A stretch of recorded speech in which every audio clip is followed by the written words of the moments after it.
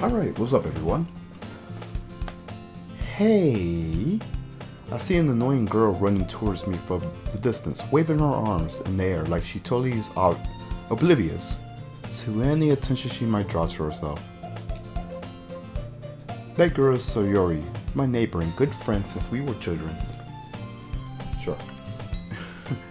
You know, the kind of friend you never see yourself making today, but it just kind of works out because you've known each other for so long. We used to walk to school together on days like this, but starting around high school, she will oversleep more and more frequently, and I will get tired waiting up. But if she's gonna chase after me like this, I almost feel better off running away. Okay. However, I just sigh and idle in front of the crosswalk and let Sayori catch up to me. I overslept again, but I caught you this time. And I say, maybe, but only because I decided to stop and wait for you. You say that like you were thinking about ignoring me. Maybe I was. That's mean ass. Well, if people stare at you for acting weird, then I don't want them to think we're a real couple or something. Fine. But did you wait for me after all? I guess you don't have it in you to be mean even if you want to. Whatever you say, Sayori. We cross the street together and make our way to school. As we draw near, the street becomes increasingly speckled with other students making the daily commute. By the way, ass, have you decided on a club to join yet? I say, a club? I told you already, I'm not interested in joining those clubs. I haven't been looking either. That's not true. You told me you would join the club this year. Did I? I'm sure it's possible that I did. In one of our many conversations where I dismissively go along with whatever she's going on about. Sayori likes to worry a little too much about me. When I was perfectly content just getting by on the average, while spending my free time on games and anime. What a weeb.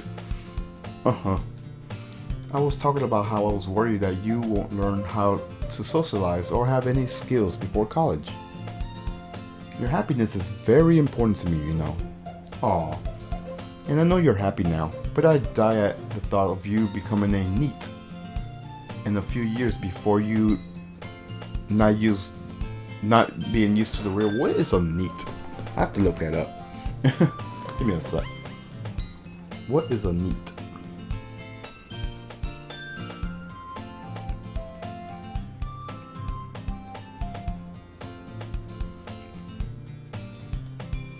Not engaged in education, employment, or training. Ooh, that's not good.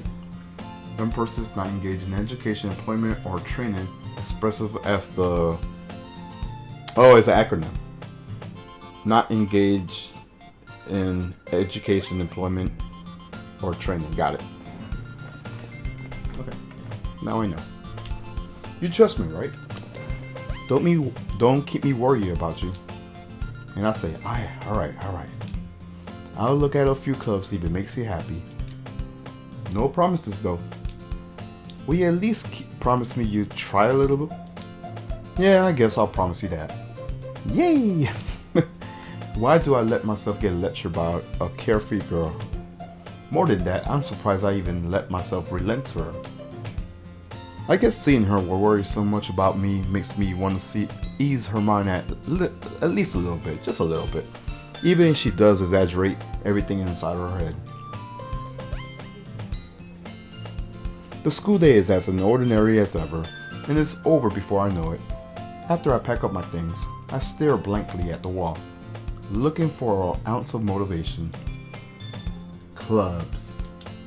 Sayori wants me to check out some clubs. I guess I have no choice but to start with the anime club. Fucking weeb. Sayori says, hello! Sayori? Sayori must have come into the classroom while I was spacing out. I look around and realize that I'm the only one left in the classroom. What a dumbass. Anyways, I thought I'd catch you coming out of the classroom, but I saw you just sitting here and spacing out. So I came in. Honestly, you're even worse than me sometimes. I'm impressed. You don't need to wait for me if it's going to make you late to your own club. Well, I thought you might need some encouragement, so I thought you know. Know what? Well, that you could come to my club. Sayori? Yeah. There's no way I'm going to your club. Meanie. She pounced. Sayori is a vice president of the literature club. Not that I was ever aware that she had any interest in literature. In fact, I'm 99% sure she only did it because she thought it would be fun to help us start a new club. Since she was the first one to show interest after the one who proposed to the club, she inherited the title of vice president. That said, my interest in literature is guaranteed to be even less. And I say, yeah, I'm going to the anime club. Come on, please. Why do you even care so much anyways? Well, she says, I kind of told the club yesterday I will bring in a new member. And Natsuki made cupcakes and everything. Don't make promises you can't keep. I can't tell if Sayori's really that much of an airhead, or she's just so cunning and have it planned this out. I'll let out a long sigh. Fine, I'll stop by for a cupcake, okay? Yes, let's go, she says. And thus, today marks the day I sold my soul for a cupcake. Was it worth it? I dejectedly follow Sayori across the school and upstairs, a section of the school I rarely visit. Sayori, full of energy, swipes open the classroom door. Everyone, the new member is here. I told you, don't call me a new member. I glance around the room. Girl number 1 says, welcome to the literature club. It's a pleasure meeting you. Sayori always says nice things about you. Seriously, you brought a boy? Girl number 2 says. Way to kill the atmosphere. Girl number 3 says, ass. What a nice surprise. Welcome to the club. I have nothing to say. All words escape me in this situation. This club is full of incredible, cute girls. Girl number 2 says, what are you looking at? If you want to say something, just say it. Sorry. Girl number 1 says, Natsuki. Now we know her name is Natsuki. She says, and pounce. The girl with the sour attitude, whose name is apparently Natsuki, is one I don't recognize. Her small figure makes her look like a first-year student. She's also the one who made cupcakes, according to Sayori. Oh, you could ignore her when she gets moody. Sayori says that quietly in my ear, then turns back towards the other girls. Anyways, this is Natsuki, always full of energy. And this is Yuri, the smartest in the club. Don't say things like that, Yuri says. Yuri, who appears comparably more mature and timid, seems to have a hard time keeping up with people like Sayori and Natsuki. And I reply, well, it's nice to meet both of you. And it sounds like you already know Monika. Is that right? That's right. It's great to see you again, ass. Monika smiles sweetly. We do know each other. Well, we rarely talk, but we were in the same class last year. Monika was probably the most popular girl in the class. Smart, beautiful, and athletic. Basically, completely out of our league. I don't know about that. So, having her smile at me so genuinely feels a little... You too, Monika. Come sit down, ass. We made room for you at the table, so you can sit next to me or Monika. I'll get the cupcakes. Natsuki says, hey, I made them. I'll get them. So Yuri replies, sorry, I got a little too excited. Yuri is like, then how about I make some tea as well? Ooh, tea. I should get some water. I think I got some. I'll make sure to get some water. So the girls have a few desks arranged to form a table. As Sayori mentioned, it's been widened so that there's one space next to Monika and one space next to Sayori. Natsuki and Yuri walk over the corner of the room, where Natsuki grabs a wrapped tray and Yuri opens the closet. Still feeling awkward, I take a seat next to Sayori.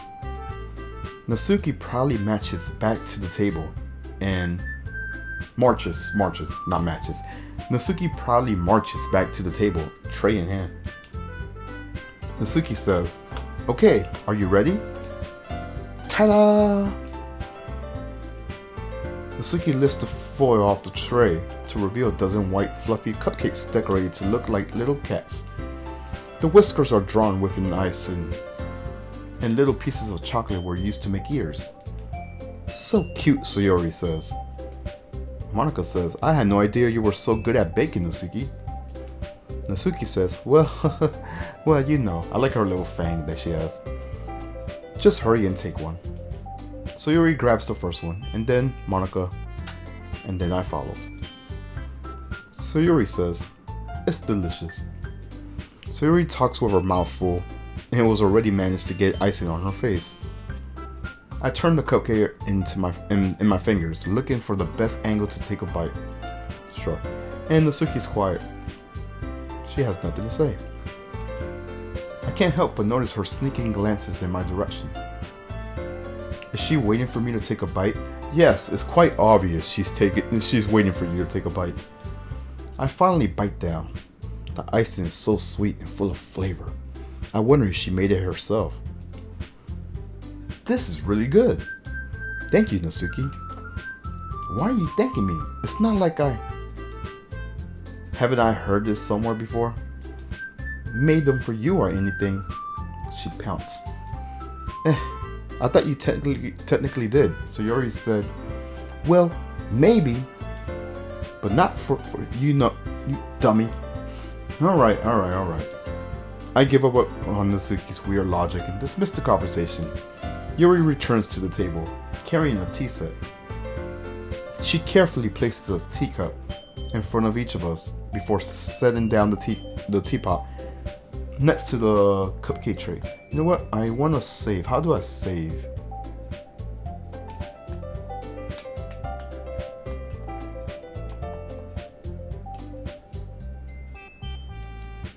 You keep a whole tea in the cup in the classroom.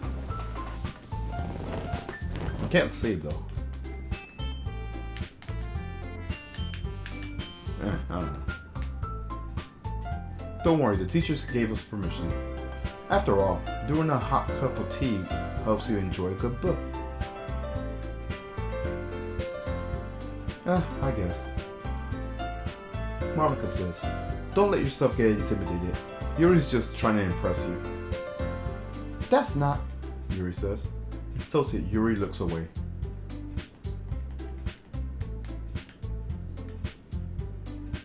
I'm just pressing buttons.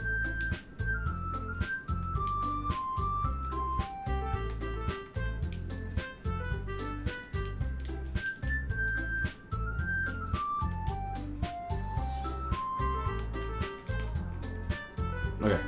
Nah, I guess it doesn't let me press like the... What I'm trying to do is check the options on the bottom. Where it says history, skip, autosave, and load. It doesn't let me do nothing. Maybe the minus button? What about the start button?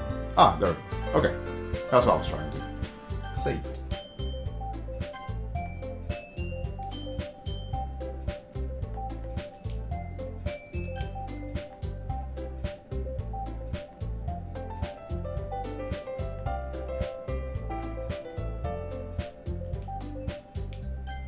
Okay, now I know.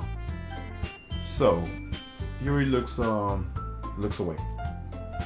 Yuri says, I meant that, you know. And I says, I believe you. Well, tea and reading might not be a pastime for me, but at least I enjoy tea. Exactly, I agree. And Yuri says, I'm glad. Yuri faintly smiles to herself with relief. Monika raises her eyebrow, then smiles at me. So, what made you consider the literature club? I was afraid of this question. Just be honest, dude. Something tells me I shouldn't tell Monika that I was practically dragged here by Sayori. Well, I haven't joined any clubs yet, and Sayori seemed really happy here, so that's okay, don't be embarrassed. Well, make sure you feel right at home, okay? Oh, I want to try something, hold on. I want to experiment something. Okay, so it does do that. Delete that. No, I'll leave it. I'll leave it there. Alright, so as president of the literature club, it's my duty to make the club fun and exciting for everyone. Monika, I'm surprised. How come you decided to start your own club? You could probably be a board member for any of the major clubs. Weren't you a leader of the debate club last year? She replies, oh well, you know. To be honest, I can't stand all the politics around the major clubs. It feels like nothing but arguing about the budget and publicity and how to prepare for events. I agree. I'd much rather take something I personally enjoy and make something special out of it. And even encourage others to get into literature, then I'm fulfilling that dream. Sayori says, Monika really is a good leader. Yuri also nods in agreement. Then I say, then I'm surprised that aren't most people in the club yet? I'm surprised there aren't more people in the club yet. Okay, I read that wrong. It must be hard to start a new club. Monika says, you could put it that way. Not many people are very interested in putting out the effort to start something brand new, especially when it's something that doesn't grab your attention, like literature. You have to work hard to convince people that you're both fun and worthwhile. But it makes school events like the festival that much more important. I'm confident that we could all really grow this club, maybe graduate, before we graduate. Right, everyone? Sayori cheers and says, yeah. Yuri says, we'll do our best. Natsuki says, you know it. Everyone agrees. Such different girls, all interested in the same goal. Monika must have worked really hard just to find these three. Maybe that's why they were all so delighted by the idea of a new member joining. Though I still don't really know if I could keep up with their level of enthusiasm about literature. Yuri's like, so ask, what kind of things do you like to read? And well, I'm like, haha, some manga. Considering how I read these past few years, I don't really have a good way of answering that. I knew it. I was joking. Manga. I mutter quietly to myself, half joking. Natsuki's head suddenly perks up. It looks like she wants to say something, but she keeps quiet. Not much of a reader, I guess. Well, that could change. What am I saying? I spoke without thinking after seeing Yuri's sad smile. Anyways, what about you, Yuri? Yuri's like, well, let's see. Yuri traces the rim of her teacup with her finger. My favorite are usually novels that build deep into complex fantasy worlds. I should keep that as a note. Let me screenshot that. The level of creativity and craftsmanship behind it is so amazing to me. And telling a good story in such a foreign world is equally impressive. Yuri goes on, clearly passionate about her reading. She seems so reserved and timid since the moment I walked in, but it's obvious by the way her eyes light up that she finds her comfort in the world of books, not people. But you know, I like a lot of things. Stories with deep psychological elements usually immerse me as well. I should screenshot that. Isn't it amazing how a writer could deliberately take advantage of your own lack of imagination to completely throw you for a loop? Anyways, I've been reading a lot of horror lately. We'll keep that in mind. I read a horror book once, I say. I desperately grasped something I could relate to it to a minimum level. At this rate, Yuri might as well be having a conversation with a rock. Oh my gosh. Monica comes in and says, really? I wouldn't have expected that, Yuri. For someone as gentle as you? Yuri replies, I guess you could say that. But if a story makes me think or takes me to another world, then I really can't put it down. Surreal horror is often very successful at changing the way you look at the world, if only for a brief moment. Natsuki's like, I hate horror. Yuri's like, why's that? Natsuki's like, well, Her eyes dart over to me for a split second. Never mind. Monika's like, that's right, you usually like to write about cute things, don't you, Natsuki? What? Natsuki says, what gives you that idea? Monika's like, you left a piece of scrap paper behind that last club meeting. It looked like you were working on a poem called Don't Say It Out Loud, Natsuki says. And get that back. Monika's like, fine. So Yuri's like, your cupcakes, your poems. Everything you do is just cute as you are. And so Yuri slides behind Natsuki and puts her head on her shoulder.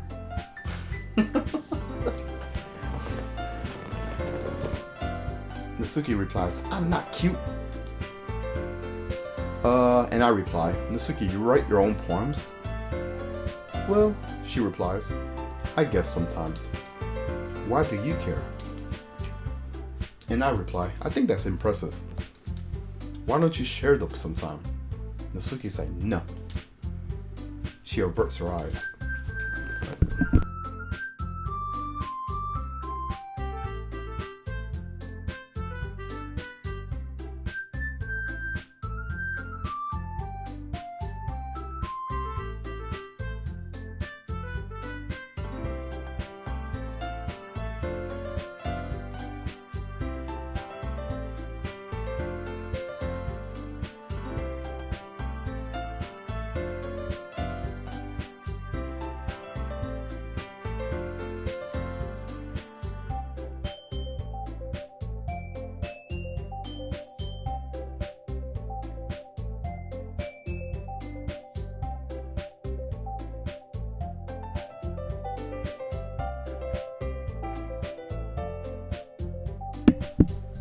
Alright, so I reply, not a very confident writer yet.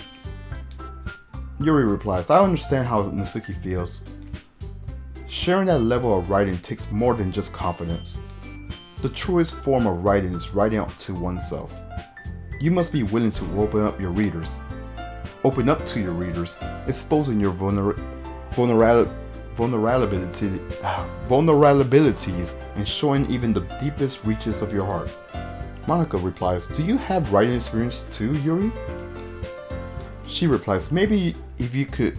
No, sorry, Monika still says this. Maybe if you share some of your work, you could set an example and help Natsuki feel comfortable enough to share hers. She's like, nah. And I reply, I guess it's the same for Yuri. So Yuri's like, oh, I wanted to read everyone's poem. We all sit in silence for a moment. I'm scratching my eye right now. Give me a sec. Alright, so Monika's like, okay, I have an idea, everyone. Natsuki and Yuri look quizzically at Monika. Let's all go home and write a poem of our own. Then next time we meet, we'll all share them with each other. That way everyone is even. Natsuki's like, what? Yuri has nothing to say. So Yuri's like, yeah, let's do it. Monika's like, plus, now that we even have a new member, I think it will help us all get a little more comfortable with each other and strengthen the bond of the club. Isn't that right, ass? Monika smiles warmly at me once. Again. Hold on. There's still one problem. Monika's like, what's that? Now that we're back to the original topic of me joining the club, I bluntly come forth with what's been on my mind the entire time. I never said I would join this club. Sayori may have convinced me to stop by, but I never made a choice. I still have other clubs to look at, and I just lost my train of thought. All four girls stare back at me with dejected eyes. Look, yep, they're just judging you, man. But Monika says, Yuri's like, I'm sorry, I thought. Natsuki's like, So Yuri's like, you're an ass. You are. I'm defenseless against these girls. How am I supposed to make a clear-handed choice when it's like this? That is, if writing poems is like the price I need to pay in order to spend every day with these beautiful girls. Right. Okay, I decided then. I'll join the club. One by one, the girls' eyes light up. What the f- Yes, I'm so happy, she says, Sayori. She wraps her arms around me, jumping up and down. Hey, Yuri, you really did scare me for a moment. Natsuki is like, if you really just came for the cupcakes, I would be super pissed. Monika's like, then that makes it official. Welcome to the club. Oh, thanks, I guess. Okay, everyone. I think with that, we could officially end today's meeting on a good note. Yes, let me make sure I save.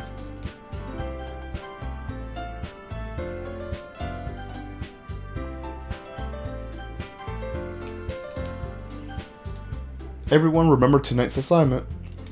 Write a poem to bring on to the next meeting so we can all share. Monika looks over at me once more. Asks, I look forward to seeing how you express yourself. Yeah. Can I really impress the class star Monika with my mediocre writing skills? You damn right.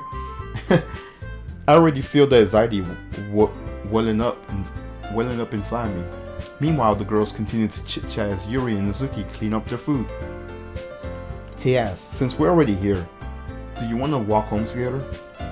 That's right, so Yuri and I never walk home together anymore because she's always stayed after school for clubs. And I'm like, sure, might as well.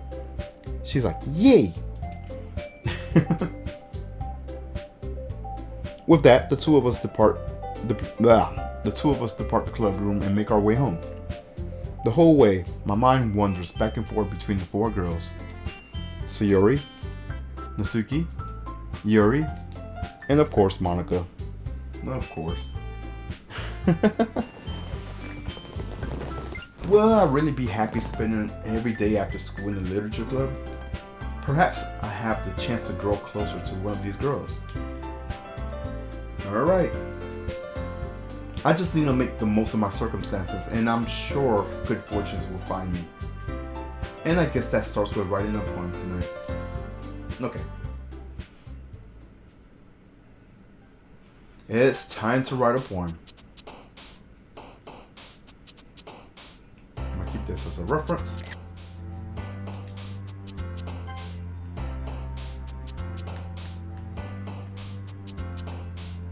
Imagination. I know Yuri likes imaginations. Yeah.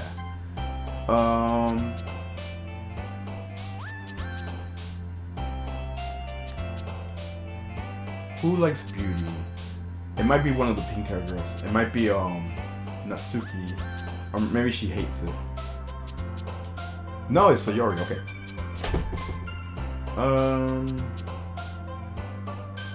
Pink. This one should be easy.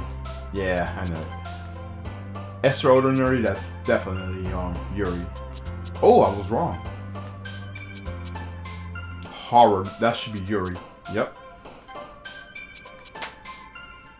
After image, is that Yuri? Yep.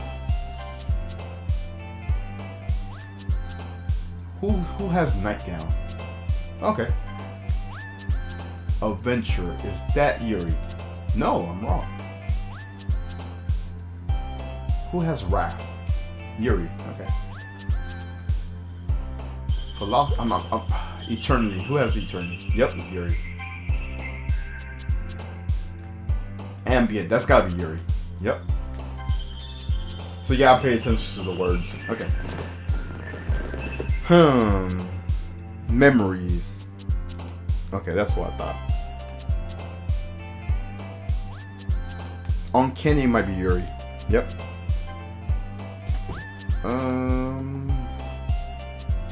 Is this Yuri empty? Oh, I was wrong.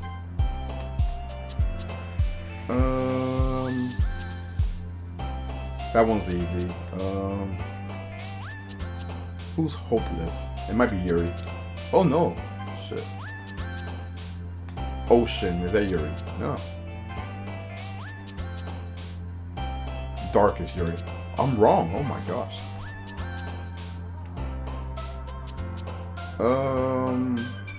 I'm worried about these two. Who has scars? Oh shit. Yuri? Oh no. Death? Oh.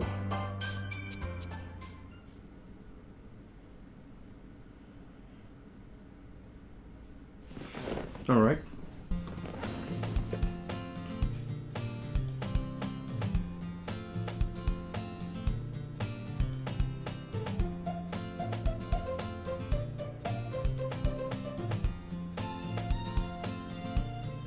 Alrighty, so Monika's like, hi again, ass.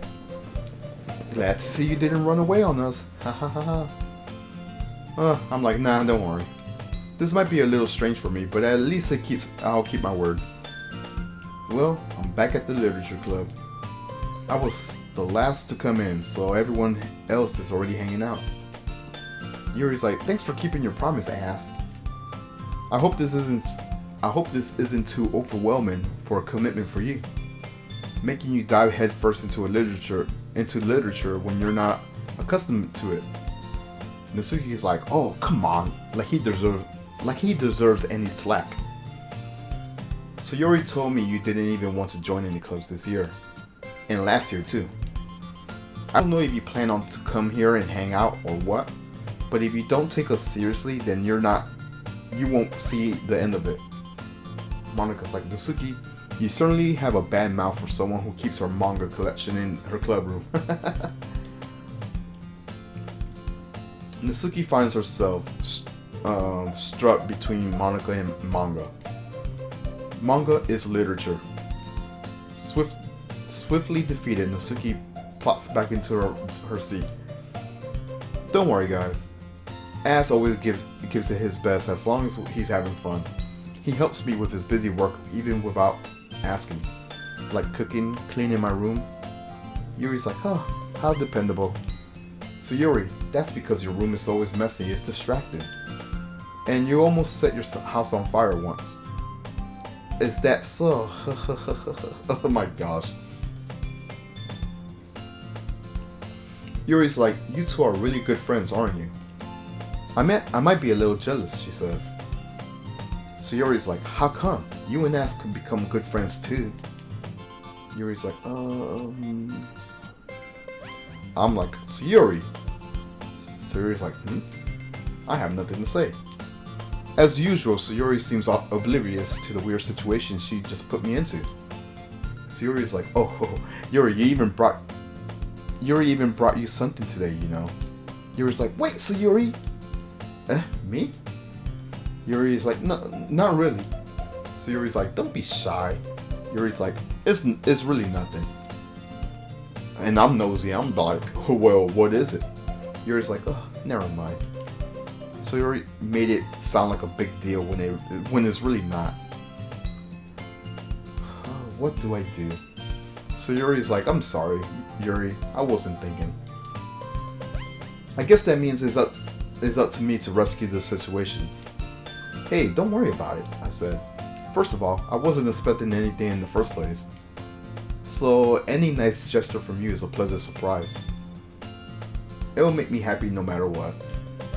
Yuri's like, is that so? And I'm like, yeah, I won't make it a big deal if you don't want it to be. And she's like, alright. Well, here. She reaches into her bag and pulls out a book. I don't really want you to feel left out, so I picked out a book that I thought you might enjoy. It's a short read, so it'll keep your attention, even if you don't usually read. And we could, discuss it if you want it. And this is, how is this girl accidentally being so cute? She even picked out a book she thinks I like, despite me not reading much. Huh, Yuri, thank you. I'll definitely read this. I take the book. She's like, phew. Well, you could read it at your own pace. I look forward to hearing what you think. Now that everyone's settled in, I expected Monica to kick off some scheduled activities for the club. But that doesn't seem to be the case. So Yuri and Monica are having a cheery conversations in the corner. Yuri's face is already buried in the book.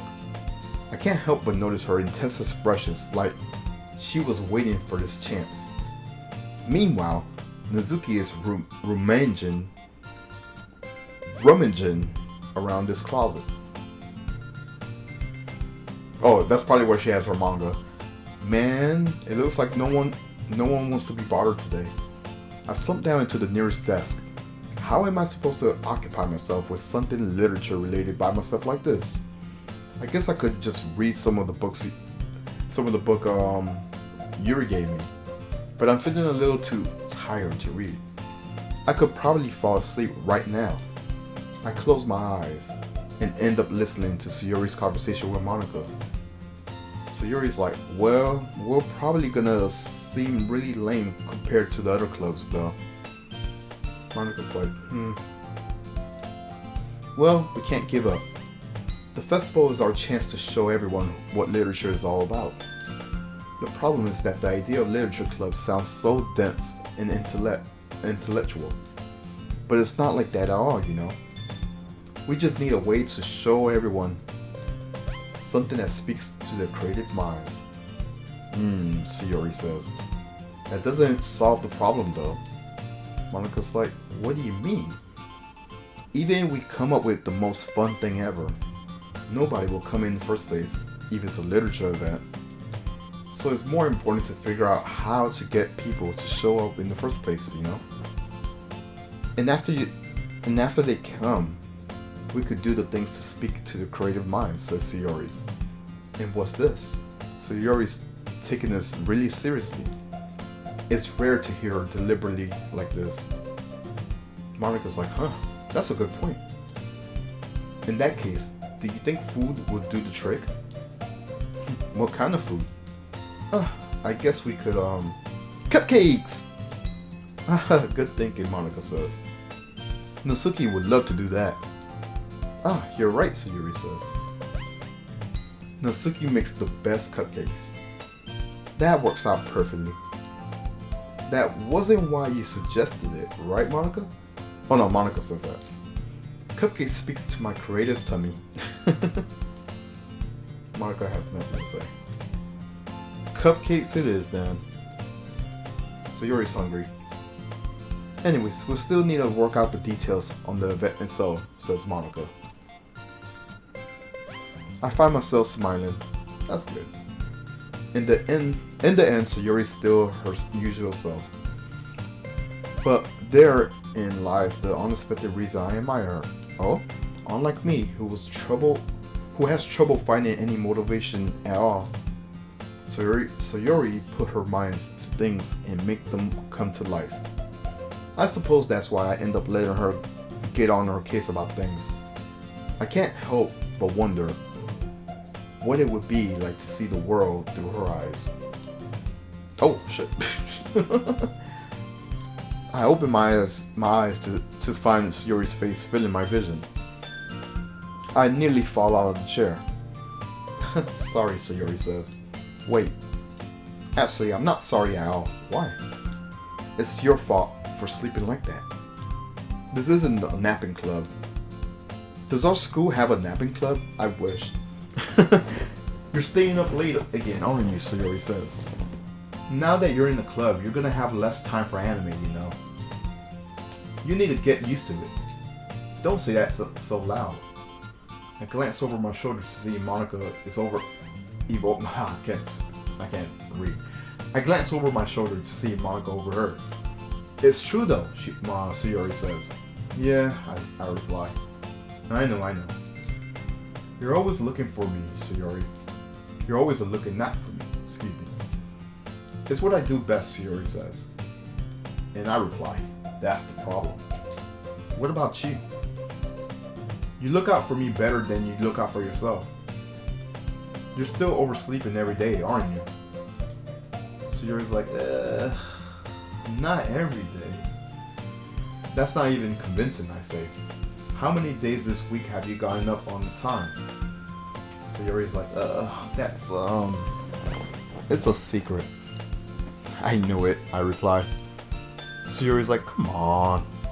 At least give me the benefit of the doubt. I reply, I can't even do that. Look, Sayori, it's raining over you. She's like, eh? Sayori glances around at herself. How is it raining all over me? I reply, you were clearly in a rush this morning. Look, your hair is sticking out all around here. She's like, ah. I run my fingertips down the side of her hair, trying to straighten it out. Man, you really need a brush for this. My hair is really hard to get it right. I won't fall for that. There's more than that. There's more than just your hair. Look, your bow isn't straight either, and there's a toothpaste stain on your collar. What the I'll try to wipe off the stain with my finger. And she replies, but nobody would ever notice that. Of course they would. Nobody's gonna tell you about it because they don't want to embarrass you. Fortunately, I really don't care about it. She replies, you meanie, and she's pouncing. And you don't even keep your blazers buttoned up. Seriously, Sayori, why do you think you don't have a boyfriend yet? She replies, that's super mean. I reply, sorry, but you'll thank me later. I start to button her blazer from the bottom.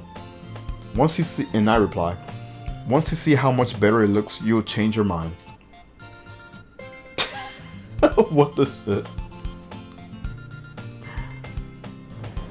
That's funny. This is so funny. Yeah, I was just saying that. What is funny? Well, I was just thinking how weird it is to have a friend who does this kind of stuff. I reply, eh? Don't say that. You'll make me feel weird about it, stupid. She replies, it's okay though. One sec.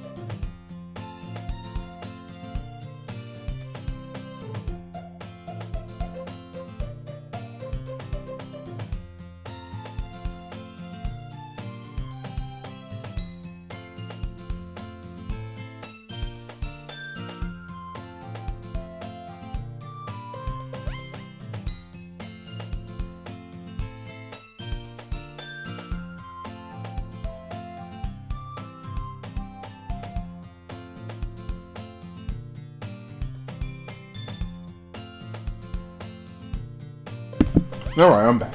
How to get some water. So Sayori says, I'm happy we're like this. Aren't you?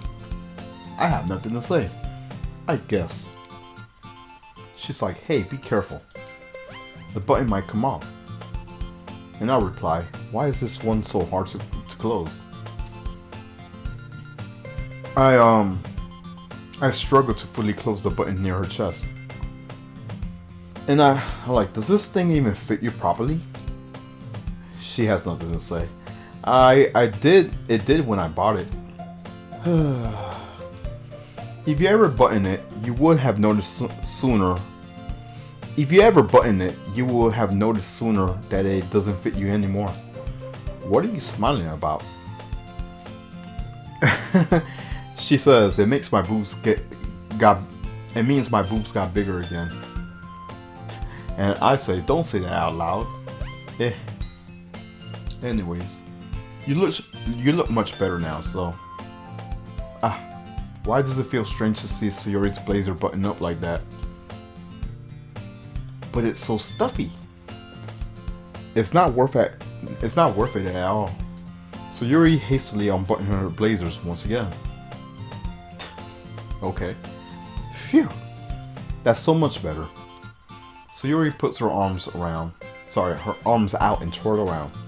So if I keep it unbuttoned, then I won't get a boyfriend, right? What kind of logic is that? Let me get some water. Drink my water.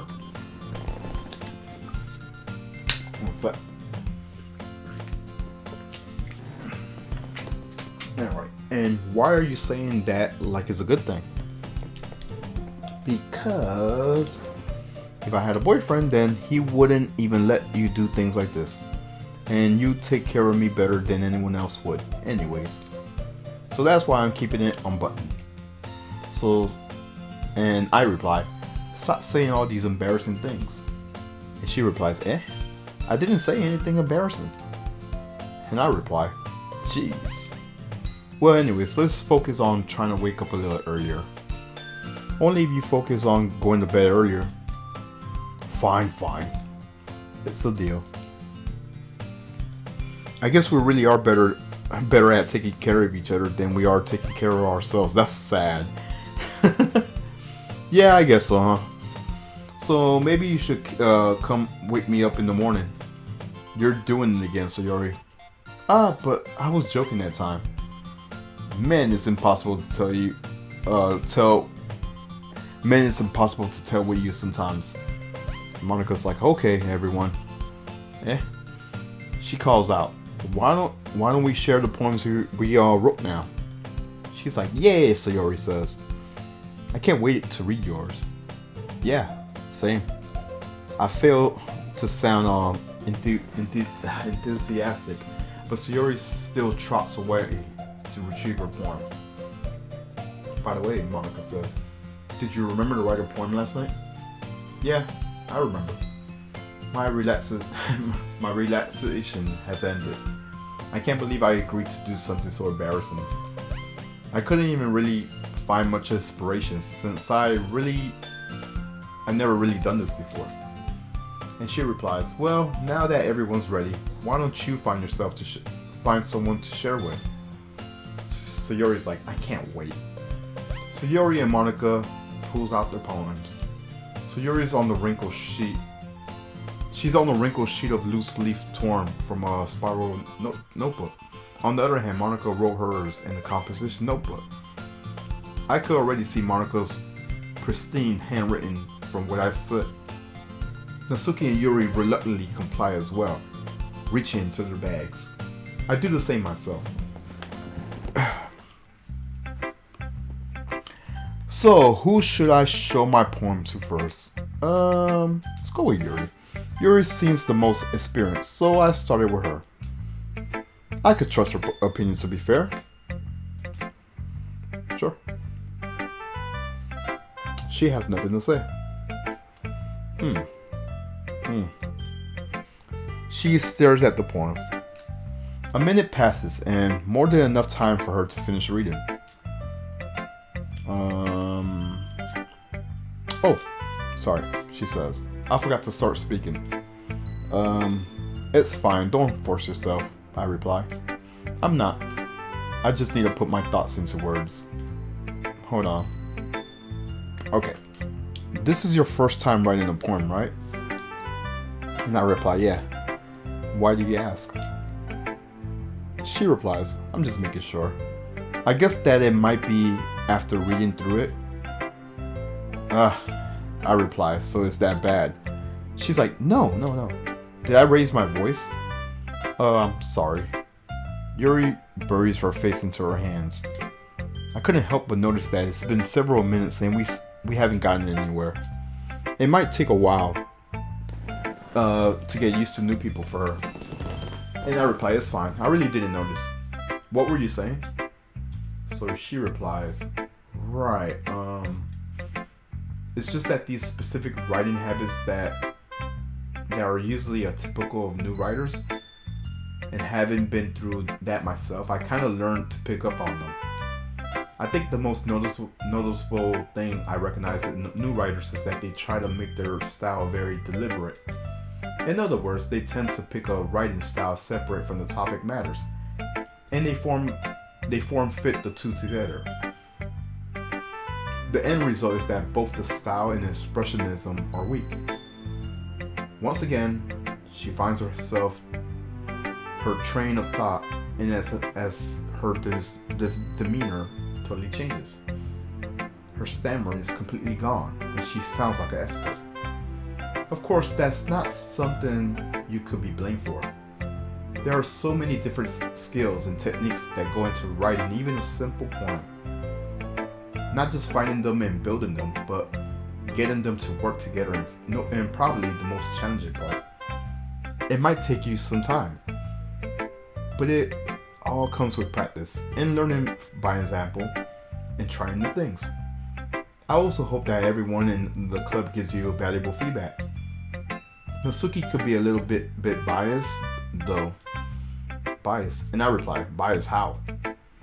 She says, well, never mind. I shouldn't be talking about people like that. Sorry. And I reply, it's fine. I'm not sure if Yuri's apologizing to herself, to me, or to Nazuki. And I reply, do you mind if I read your poem? Please do. I would love to share my thought process behind it. She smiles dreamily, as if it was the rare opportunity for her. Which itself, it's kind of funny. After all, isn't this supposed to be a literature club?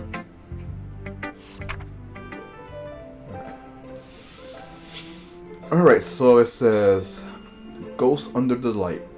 The tendrils of my hair illuminate beneath the amber glow. Bathing. It must be this one, the last remaining streetlight to have withstood the test of time. Hey zombie, how are you? The last yet to be replaced by the sickened blue-green hue of the future. I bathe. Calms, breathing airs of the present, but living in the past. The light flickers. I flicker back. She has nothing to say. I'm sorry, I'm having a terrible I have terrible handwriting. And I'm like, what? I wasn't thinking that at all. She replies, but it took you a long time to read. Well, I just don't read scripts very often. I actually think your handwriting is pretty. And she's like, that's a relief. Also, I like the poem. Even though it's short, it's very descriptive. And she replies, it wasn't too short. I usually write longer poems. And I'm like, nah, not at all. And she replies, I'm really glad you like it. I'll be honest, since it's our first time sharing, I wanted to write something a little bit more mild. Something easy to digest, I suppose. And I reply, are you into ghosts, Yuri? I know I am. Yuri's like, actually, the story isn't about ghosts at all, I asked. And I'm like, really? I must have totally missed the point. Well, I suppose you did only glance over it, after all. But remember, the poets often express their own thoughts, feelings, and experience in their own works. they usually do more than just tell a simple story or paint a picture. In this case, perhaps the subject of the poem is only being symbolically compared to a ghost. You say, I can't believe you're actually playing this. Yes, I am. Lingering in her last remaining place of comfort, unable to let go of the past, and soon to be left with nothing. And I reply, that's a lot more solemn, putting it in that way. I hadn't even thought of that. I'm still Yes. Oh, by the way, the next lineup is gonna be Doki. It's gonna be hold on, I have them grouped up now. Groups, and it's gonna be Doki. It's gonna be The Letter. And what's the other game I'm gonna stream? Livestream. So all of these are visual novels, but they're horror visual novels. So this is gonna be fun. And you're probably wondering why I have two of these. One of them is a physical one, and the other one's digital. That's all. One of them is a Japanese import, and the other one's a digital copy. But yeah. So that's my next theme, visual novels for this month, or for the remaining of this month. Anyways, I reply, that's impressive. And she's like, it's nothing really. Well, it makes me happy that you think that. Just remember that it won't be long before you pick up on these things too. And I reply, well, maybe you're right. I guess I have to keep trying. She's replying, I'm counting on you. Who should I show my poem to next? Let's go with Sayori. She was the one that put me in this club in the first place. And now she's cross-eyed. She's like, oh my goodness. This is so good, ass. And I'm like, I love it, she says. I had no idea you were such a good writer. Well, now she's just lying. I reply, Sayori, you must be seriously overreacting. I'm not a good writer at all. I honestly had no idea what I'm doing. And she replies, well, maybe that's why. Because I have no idea what I like either. What the fuck?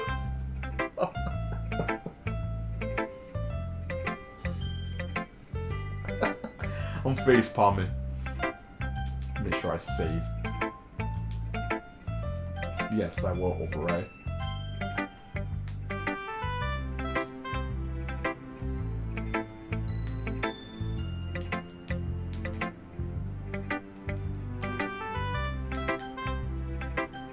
I want to see if I unlocked anything. Oh, I did. The side stories are stories of friendship that are unrelated to the events of the main game. To get all 6 side stories, try writing poems for different characters and viewing their special scenes in DDLC. Okay. Sure, why not? Let's do a side story.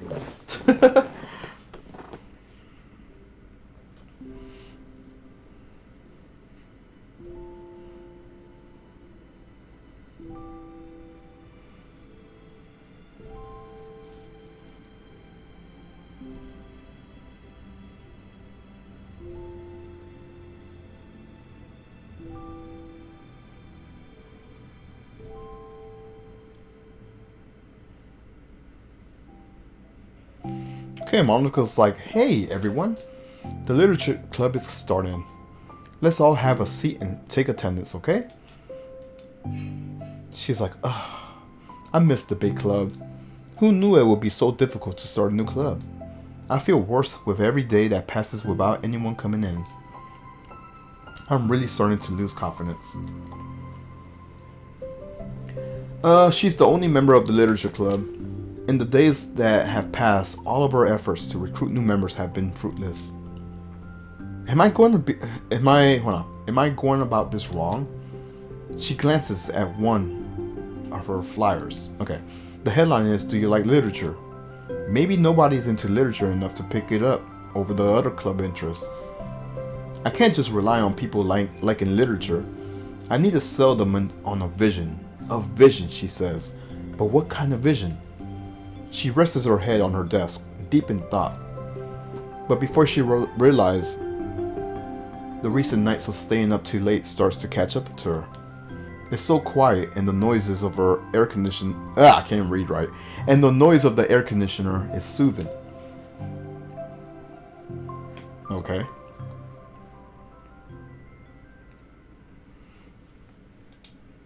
Hello. Okay. Suddenly, a voice causes Monica to snap awake. Oh my gosh, I'm so sorry. I never knew this. I'd never do this.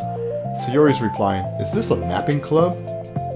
No, this is, She pauses, suddenly embarrassed to admit that this is, in fact, the literature club. This is the literature club. Yay, I thought I got it wrong for a sec. She replies, I'm so super sorry. It was like so unprofessional of me to do that. Don't apologize, I do that all the time, I believe you too. She replies, oh, did I miss the club meeting? Where is everybody? Well, about that. This is everybody. Really? Just you? But we're getting more members and I'm working really hard on it. So Yori's like, hold on a sec. If it's just you, that means I gotta be the vice president. Oh, so that's how oh my gosh. She just elected herself. Wait, vice president? What are your qualifications? Well, I'm better at napping than you.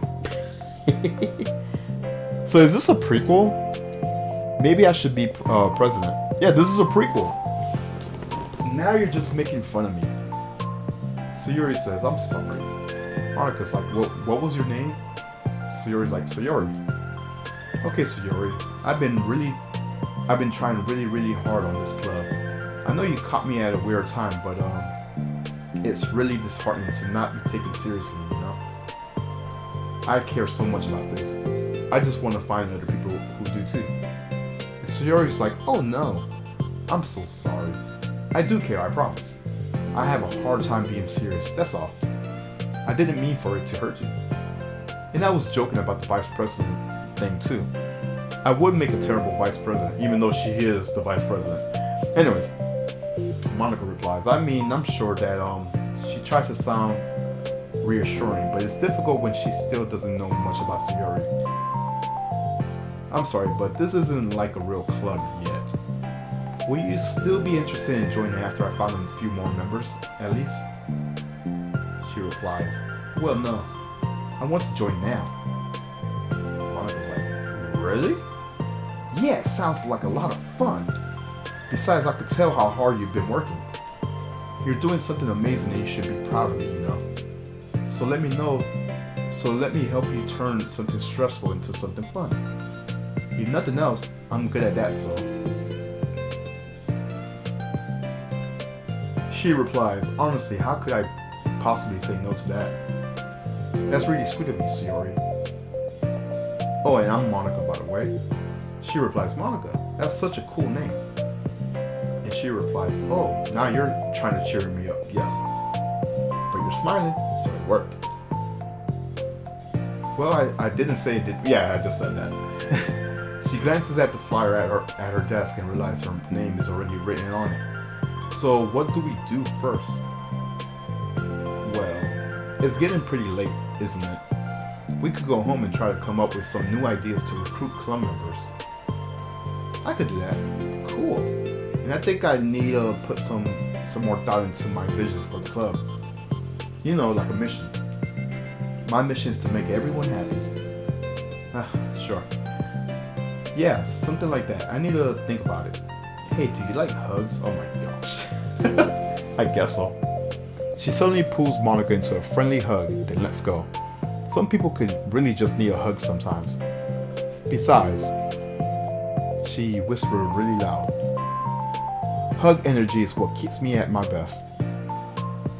Hug energy? She laughs. Although Sayori is very different from her, Monika feels her spirit lifted. Maybe it's just because she finally found another club member. But, well, I'm looking forward to it tomorrow then. It'll be fun. Sayori's like, yeah, I'm excited. I'm gonna think really hard tonight about how to get more people. Oh, I know how she did that. Yeah, me too.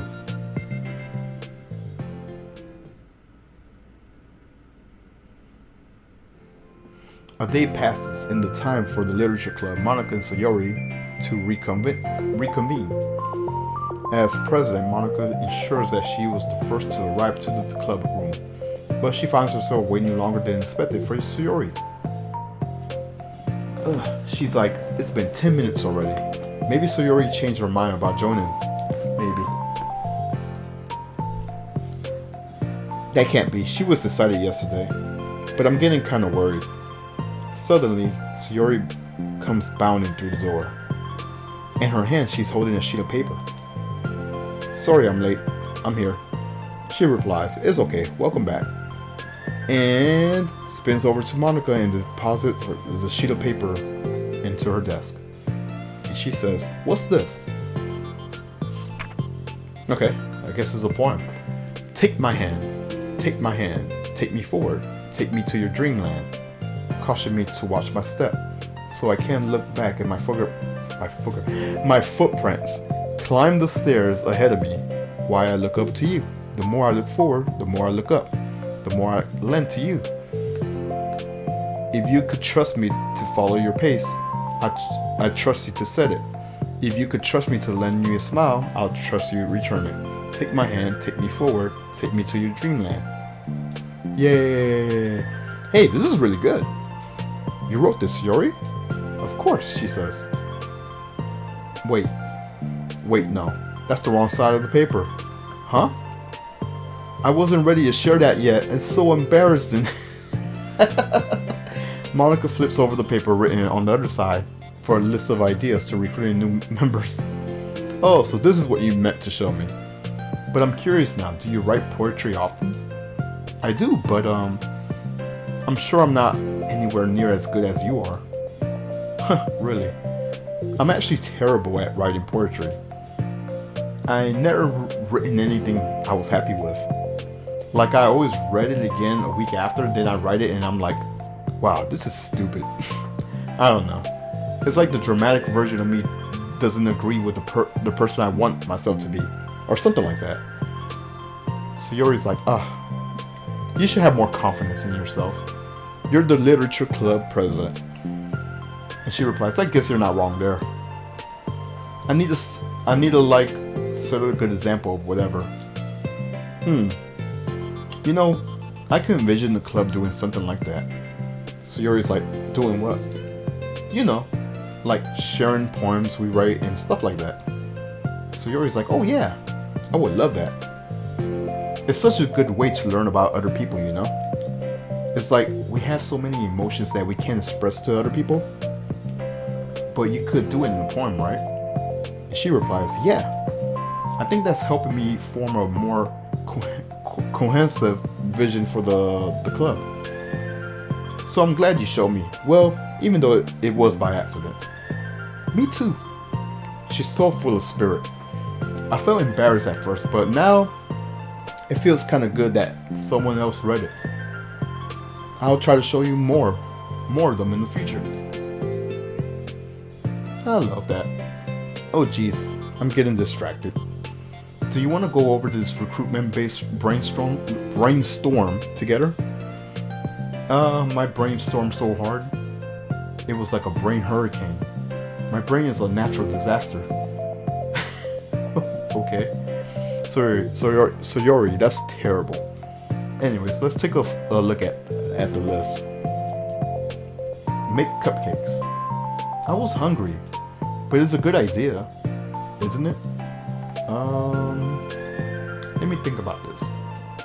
I mean, when would we have the chance to give people cupcakes? You know, like when they come into the club. What if we said that we had free cupcakes on the flyers? I'm like kind of worried that we'll bring in the wrong kinds of people, you know? What wrong kinds? People will just come here for the cupcakes and then leave. Nobody would do that. That would be mean. That's what my character wanted to do. But you know, I want to find the people who are really into literature club, into literature. Blah. Even if they don't know it yet. Let's see, the next thing on the list. Hunt for people reading books. I don't think I get it. Like going around the school and finding people who are reading books, you know? Like in the morning or during lunch. And we'll tell them to check out the literature club.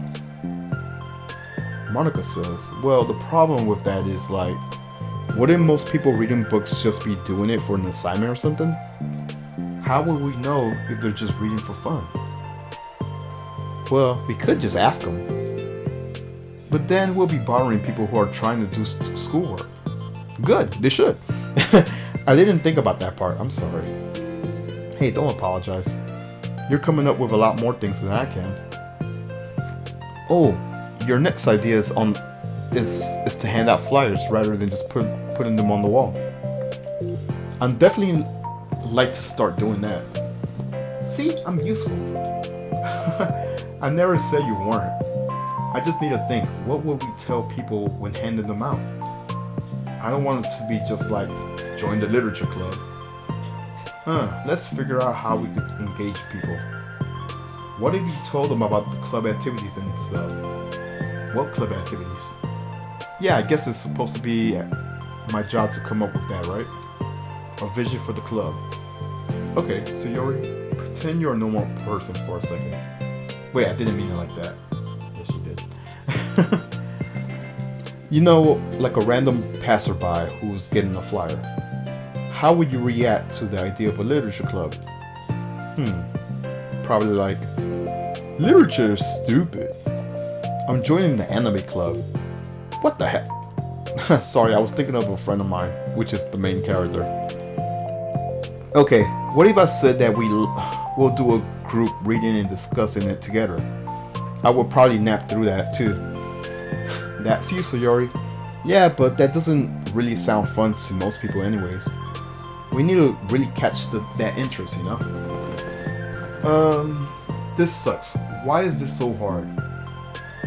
So Yori's like, Monica, don't be so sad. She replies, what do you like about literature, Sayori? Me? Well,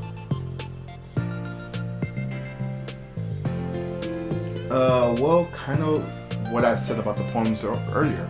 I think it gives you the chance to express yourself. Okay, Zombie says, some people are commenting that the option of Beta 3, they should have a thing for all games. I'm here like, bro, now. People stare too much at the pixel characters and squid. What do you mean? Some people are commenting that the option of Beta 3, they should have a thing for the games. What do you mean by that, Zombie? I don't understand.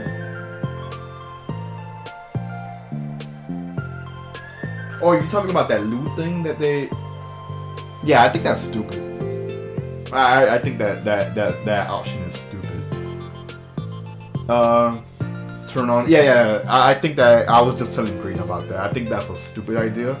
And honestly, I never thought it was like revealing for Bayonetta to begin with. Like, I just don't get how people will...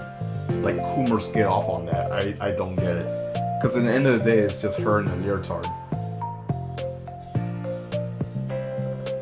Yeah, it's not even revealing much. Alright, so Sayori says, like, express yourself in a way you can normally do when you're just doing your normal day and talking to your friends. Yeah, Mario game is just horrible. Like, and the thing is, like, it doesn't even show nothing. The game is, like, most Bayonetta games are rated M anyways to begin with. So why are you censoring a rated, I was gonna say horror game. Why are you censoring a rated M game to begin with? It's because Bayonetta 3 is getting too much attention and these newcomers want to jump in. I agree. Let me drink some water. All this reading.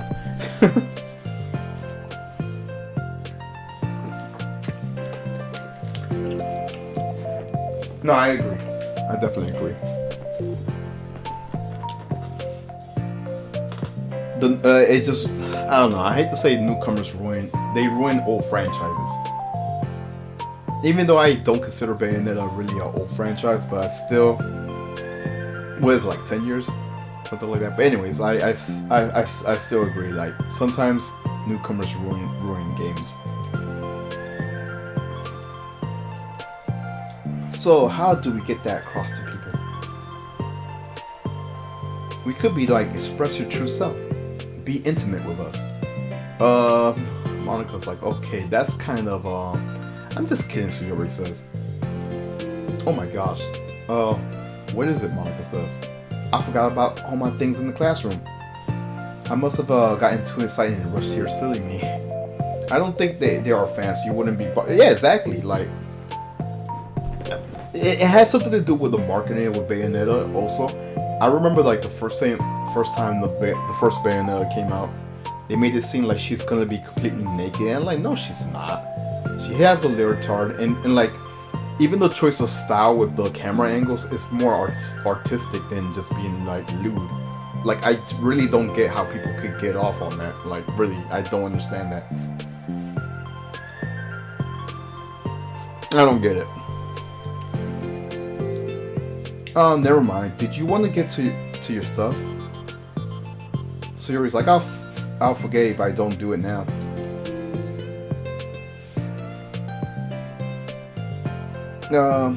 Well, I'll wait for you then. Sayori's like, okay, it'll only take a second. Sayori dashes out of the room, leaving Monika momentarily alone.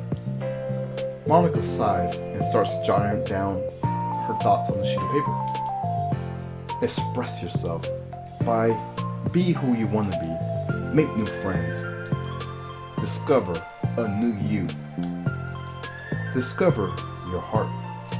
No. Write your heart out. I like that one. No. Write into your heart. Write the way into your heart. Join the literature club. Write the way into your heart. Wow, that's lame. Sayori's like, Monika! Huh? You startled me. Sorry.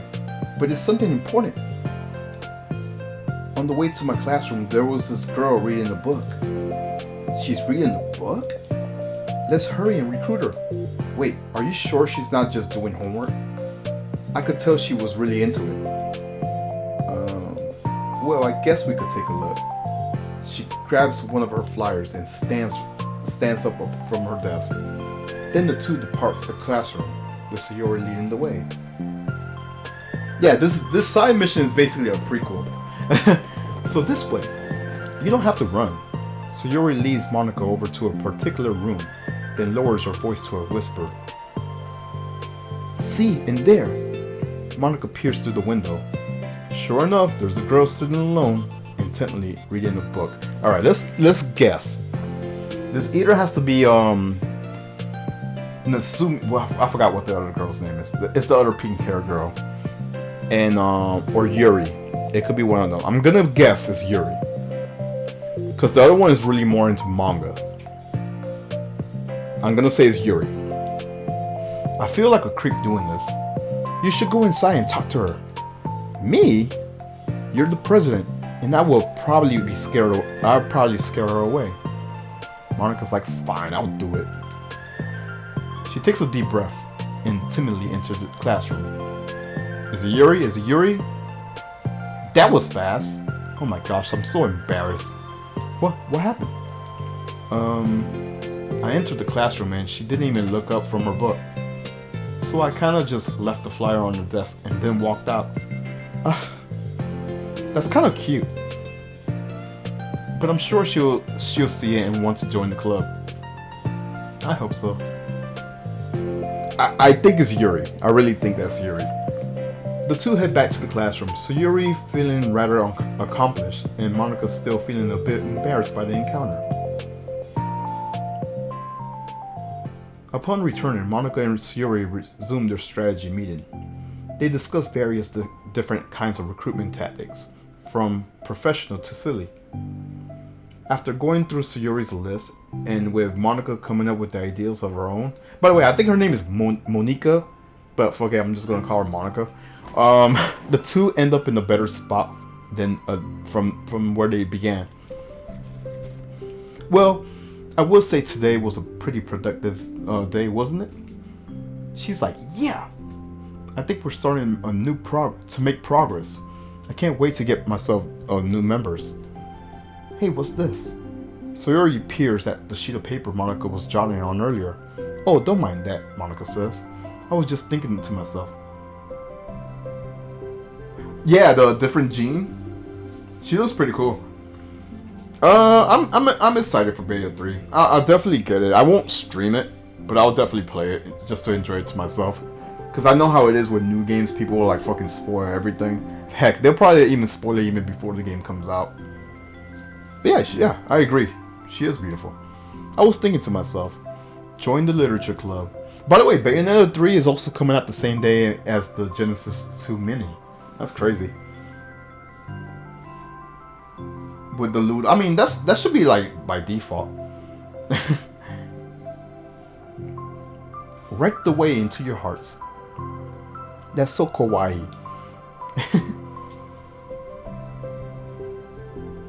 Yo, the fat cat. It reminds me of fucking what's the Pokemon? It reminds me of is it Gengar? The ghost, the fat ghost? That's what it looks like to me. I think it was a little over dramatic. But Sayori pauses and thinks for a moment. You know, I don't think you give yourself enough credit. Monica's like, what do you mean? Like, I don't know. I feel like I could tell from talking to you today. It seems like you're always afraid of doing something wrong. Monica replies, yeah, but would you call yourself a perfectionist? Yeah, I definitely am. I mean, I always have an idea in my head on how I want things to go. And it's like I can't accept anything less than that. But I think in the end, it helps me try my hardest at everything. So I don't think it's that bad. Like, with this club, we have such an opportunity to make it into exactly how we envision it. But it feels like we only have one shot at it. So, I'm just really afraid that of it deviating from that. The vision. What's the vision? It's, she pauses to think, then shakes her head to herself.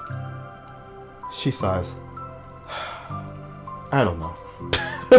I just want everyone to read. She trails off. Smiling, Sayori taps her finger against the sheet of paper. Right the way into your heart.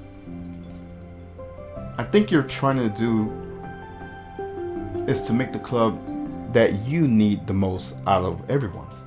Well, you're the one who knows yourself best, of course. But I'm here to help you. She returns Sayori's smile. It's sort of amazing how kind you are. We're really gonna make this best club. Sorry, I couldn't read this right.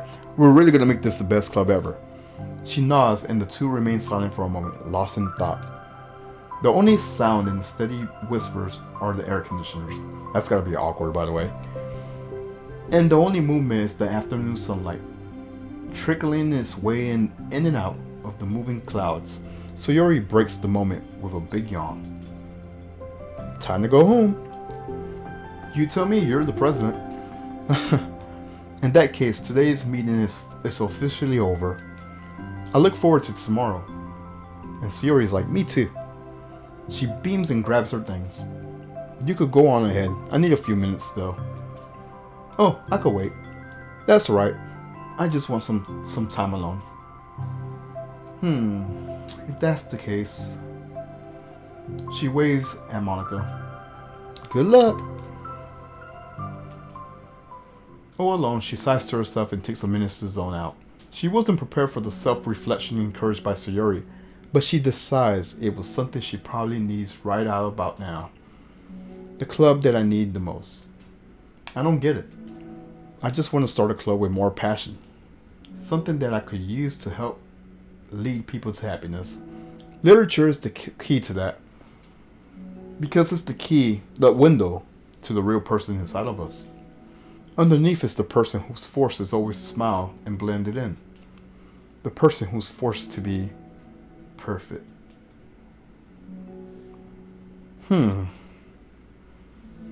She noticed the folder on the floor. On the floor by her desk. Did Sayori leave this behind? I hope it doesn't have her homework in it. She opens the folders to check. Poems. It's a folder of poems. Become the flower. A feeling of joy is a flower plucked from the ground. The color, the scent, is so pretty in my hair. Every day I pluck some flowers, as though they grew just for me. A lifetime of peace and nourishment, yanked away in an instant. All for me, all for joy.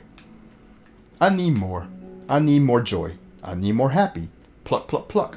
Every day. Pluck, pluck, pluck. So pretty in my hair. Pluck, pluck, pluck. You're gonna die, and you too. Beneath my feet, a flower stands alone. It beckons to me.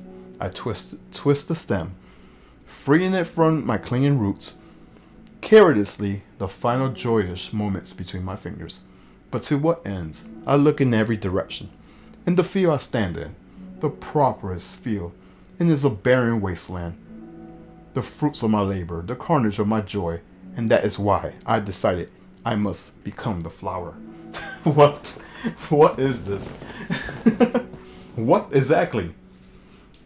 Wait, Sayori. Yeah, is that? I kind of got what they were talking about. Become with the flowers. That means she's suicide. Nah, I'm good. Oh, we got some pictures. We got some new pictures. Hey. Finish the side story. Trust. Okay. A poem by Sayori. Yeah, these are the poems I unlocked.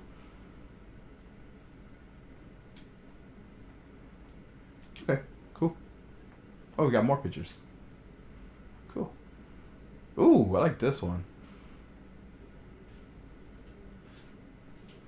Oh, so you unlock stuff when you use keywords in the poems. I put horror. I kind of wish you could like full screen this stuff. All right, let me get back into the game. Oh wait, I just noticed something. The desktop has the time I have right here, like the real life time. All right, back into the game.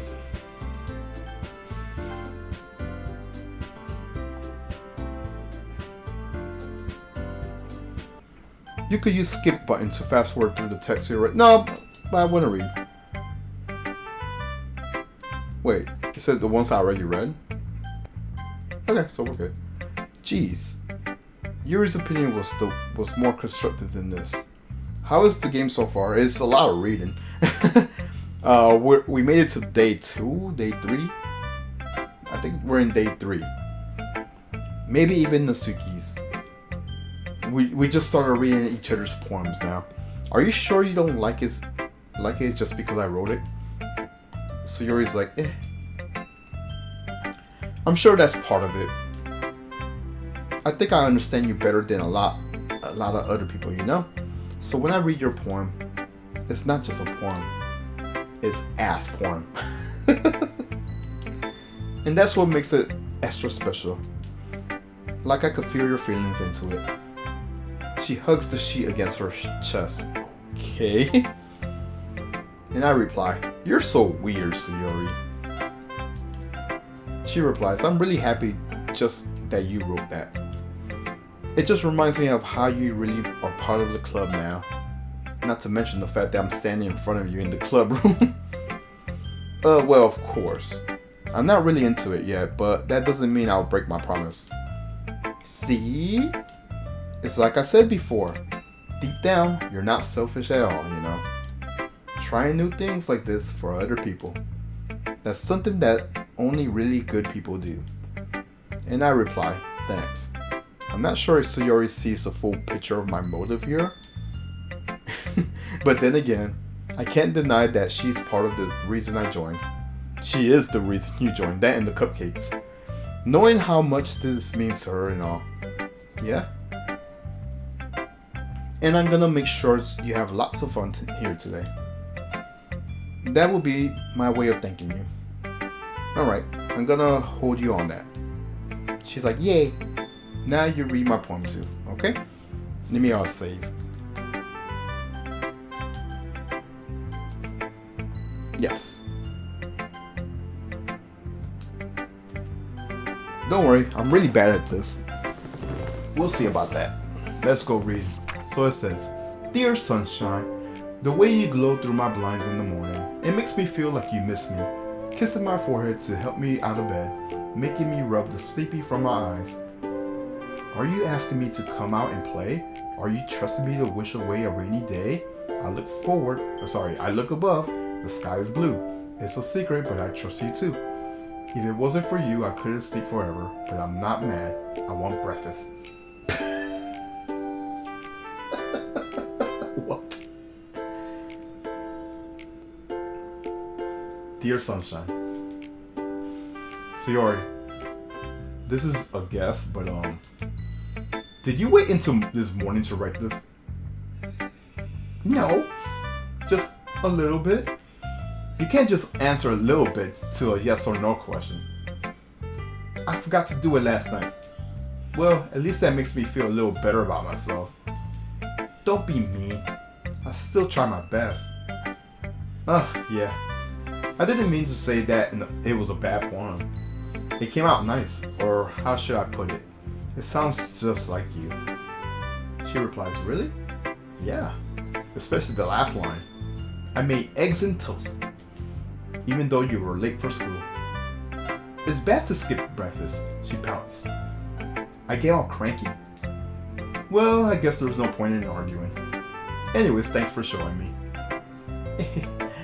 This was so much fun, she says.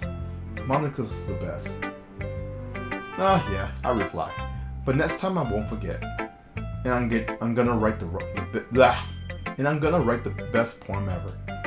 Well, I guess I look forward to it. Yay. Who should I show my poem to now? Let's go to Nizuki. She has nothing to say. Well, it's about what I expected from someone like you. Well, that's a little blunt. Well, excuse me. It's not like I said it was bad. It's just, it didn't invoke any emotion. So basically, it's not cute enough for your taste. Do you want to get a smack? That sounds like something Zombie will say. I'll pass. Well, anyways, I guess I need to show you mine. Not that you like it. Alright.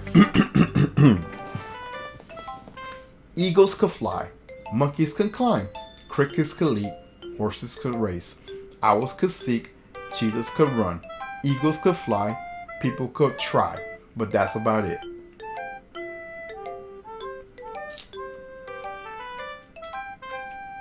Yeah. I told you weren't gonna like it. He lies and says, I like it. And she's like, what? Just be honest. He lies and says, I am. Why are you so convinced that I wouldn't like it?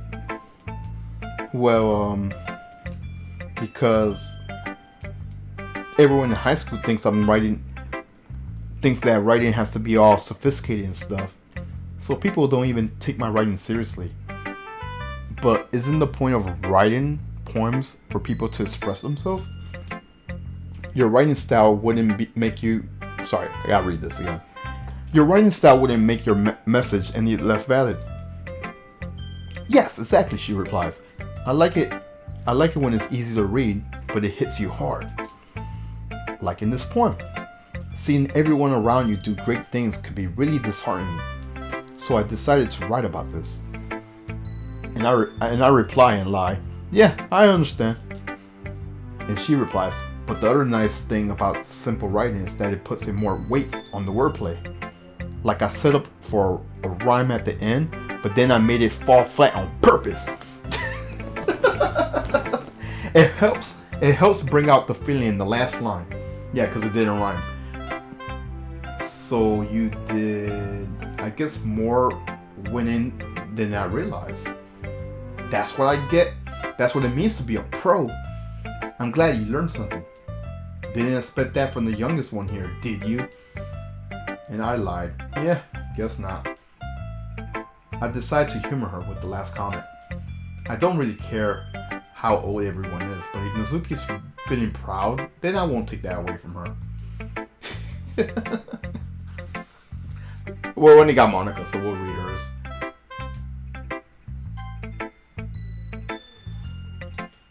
Having a good time so far? Yeah, it's something alright. Glad to hear it. By the way, since you're new and everything, if you ever have any suggestions for the club, like new activities or things we could do better, I'm always listening. Don't be afraid to bring things up, okay? Alright, I'll keep that in mind. Of course, I'll be afraid to bring things up. I'm much better off just going with the flow until I'm settled in. Anyways, want to share your point with me? It's kind of embarrassing, but I guess I have to. Don't worry. We're all a little embarrassed today, you know? But that's the sort of barrier that we all learn to get past soon. And I reply, I guess that's true. I hand over my poem. I like this one. It makes me think of something Sayori would like. And I reply, is that so? You and Sayori are like really good friends, right? I wouldn't be surprised if you have these sort of things in common. I reply, oh well, we may be good friends, but Sayori and I are actually really different. She's like, huh? Well, that may be the case, but maybe there are some other similarities that you wouldn't expect. The way she talks about you, it sounds like the two of you really care for each other. Even if you show it in different ways, it ends up being more similar than you think. And that is true. We actually have witnessed that.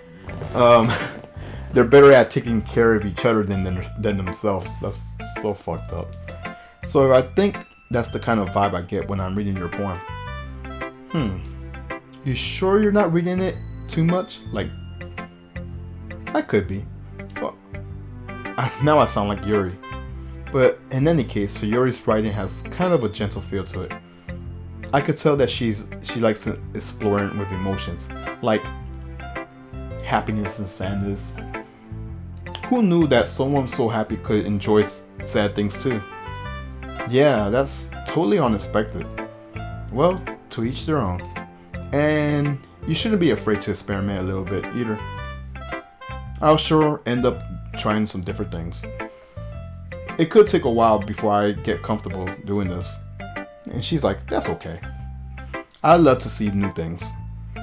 That's the best way to find the kind of style that suits you.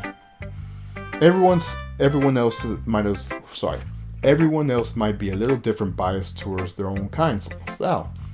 But I'll always help you find what suits you the most.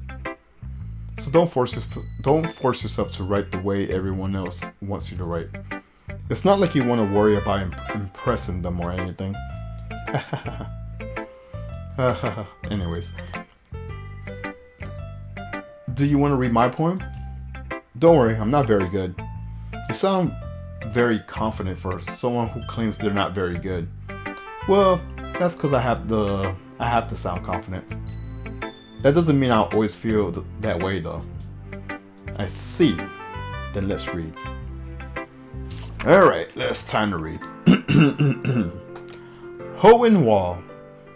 It couldn't have been me. See the direction of sparkle root? A noisy neighbor, an angry boyfriend. I'll never know I wasn't home. I peer inside for a clue. No, I can't see a real blind like a film left out in the sun. But it's too late. My retinas, already scorched with a permanent copy of meaningless image. It's just like a little hole. It wasn't too bright. It was too deep, stretching forever into everything. A hole of infinite choices. I realize now that I wasn't looking in, I was looking out. And he on the other side was looking in.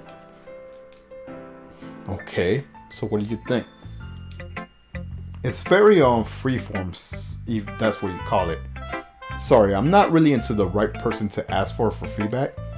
And she's like, that's okay. That kind of style has gotten really popular nowadays. That is, lots of poems has been putting emphasis on the timing between words and lines. When performed out loud, it could be very powerful. What was the inspiration behind this? Well, I'm not sure if I know how to put it. I guess you could say that I had some kind of epiphany recently. I've been influenced by I'm sorry, I can't read right. It's been influencing my poems a bit. Epiphany? Yeah, something like that. I'm kind of nervous to talk about these stuff like this because it's kind of coming out strongly. Maybe after everyone is better friends with each other. Anyways, here's Monica's writing tip of the day. Sometimes when you're writing a poem or a story, your brain gets too fixated on a specific point. If you try so hard to make it perfect, then you'll never make any progress. Just force yourself to get something down on paper and tidy it up later on. Another way to think about it is this. If you keep your pen in the same spot for too long, you'll just get a big dark puddle of ink. So just move your hand and go with the flow. That's my advice for today. Thanks for listening. Okay. Phew. I guess that's everyone. I glanced around the room. That was a little more stressful than I anticipated. It's as if anyone is judging me for my own mediocre writing abilities. Even if they just being nice, there's no way my poems could stand up to theirs. This is a literature club after all. I signed. I guess that's what I want. Sorry, I can't read right. I guess that's what I ended up getting myself into. Across the room, so Yuri and Monica are happily chatting. My eyes land on Yuri and Natsuki. Natsuki, that's her name. They gingerly exchange sheets of paper, sharing their respective poems. As they read in tandem, I watch each of their expressions change. Natsuki's eyebrows furrowed in frustrations. Meanwhile, Yuri smiles sadly. And what's with this language, Natsuki? Eh? Did you say something? Yuri says. Oh, it's nothing, says Natsuki. She dismissively returns the poem to the desk with one hand. I guess you could say it's fancy. Yuri says, oh, thanks. Yours is cute. Cute? Yeah, she hates being called cute. Did you completely miss the symbolism or something? It's clearly about feeling or giving up. How can this be cute? Oh, I know that. I just meant the language, I guess.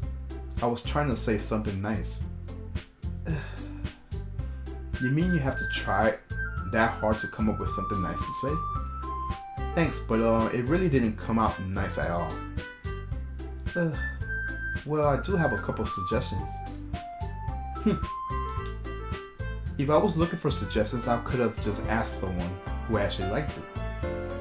Which people did that by the way. Which people did, by the way. Sayori liked it, and asked it too. So based on that, I'd gladly give you some suggestions on my own. First of all, excuse me, I appreciate the offer, but I spent a long time establishing my own writing style. I don't expect to change anytime soon, unless, of course, I come across something particularly inspiring, which I haven't yet. And that's like my poem too, you know. Oh gosh, he even told me he was impressed by it. Oh shit. She just threw me under the bus. Oh? I didn't realize you were so invested in trying to impress our new member, Yuri. That's not what I... You're just... She stands up as well. Maybe you're just jealous that Ass appreciate my advice more than he appreciate yours. Oh my gosh. Huh? How do you even know he didn't appreciate my advice more? Are you that full of yourself? No. If I was full of myself, I would deliberately go out of my way to make everything I do overly cutesy.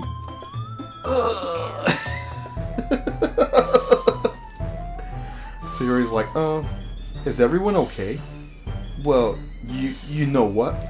I wasn't the one who boobs magically grew a size bigger as soon as the ass started showing up. Oh my gosh.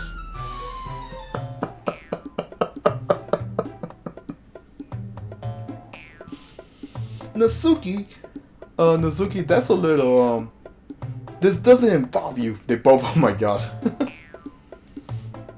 I don't like fighting, guys. Suddenly both girls turned towards me as they just noticed I was standing there. Ass. She's just trying to make me look bad. Natsuki replies, that's not true. She started it. She called me cute. And she said, and she could just get over herself and learn to appreciate the simple writing is more effective. Then this wouldn't even happen in the first place. That's the point in making your poems all convoluted for no reason. That meaning should jump out of the reader, not force them to have to figure it out.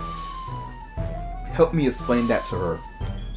She's like, wait, there's a reason we have so many deep and expressive words in our language. It's the only way to convey complex feelings and meanings the most effectively.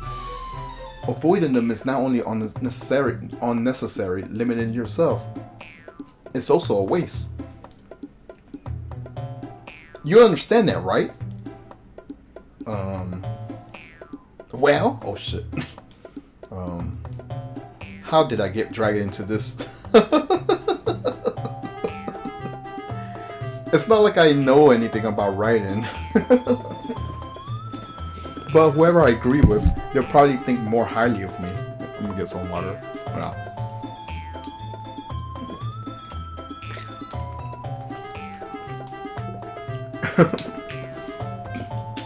Alright. So, of course that's gonna be... Oh my gosh.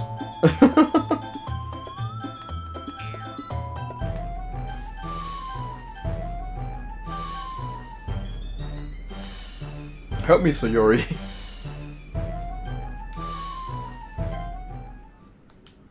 Natsuki, you're right that I like your poem. See? Wait. That's not an excuse for you to be so mean. You shouldn't pick a fight just because someone's opinion is different. That's not what happened at all. Yuri wouldn't even take my poem seriously. I understand. Yuri. Eh? You're a seriously talented writer. It's no secret that I was impressed. Well, but here's the thing. No matter how simple or refined someone's writing style is, they're still putting feelings into it, and it becomes something really personal. That's why Natsuki felt threatened when you said her poem was cute. Ah, I see. I didn't notice that. I'm sorry. But Natsuki, you took it way too far. Yuri means well, and if you just told her how you felt, then this wouldn't have happened in the first place. Are you kidding? That's exactly what I did. It was her that... Natsuki, I think that's enough. You both said something that you didn't mean. Yuri apologized. Don't you think you should do... Sorry, Yuri apologized. Don't you think you should too? Yeah. Natsuki clenches her fist. In the end, nobody has taken her side. She's trapped, at this point being defiant only because she couldn't handle the pressure. I end up even feeling bad for her. Sometimes when I'm hurt, it helps to take a walk and clear my head. So Yuri, she doesn't need to. You know what? I'm gonna do that. It'll spare me from having to look at all your faces right now. Oh, she's pissed off. Without warning, Natsuki snatches her own poem from the desk and storms out. On her way out, she crumples up the poem with her hands and throws it in the trash. Natsuki! She really didn't need to do that. I look across the room. Yuri has her chin buried in her hand while she stares down at her desk. I gingerly approach her and sit into the adjacent chair. Every time, alright? Everything alright? I'm so embarrassed, she says. I can't believe I acted like that. You probably hate me now. No, Yuri. How could anyone not have got frustrated after being treated like that? You handled it pretty well, if anyone could. I don't think any less of you. Well, alright. I believe you. Thanks, you're too kind. I'm thankful to have you as part of this club now. Oh, it's nothing.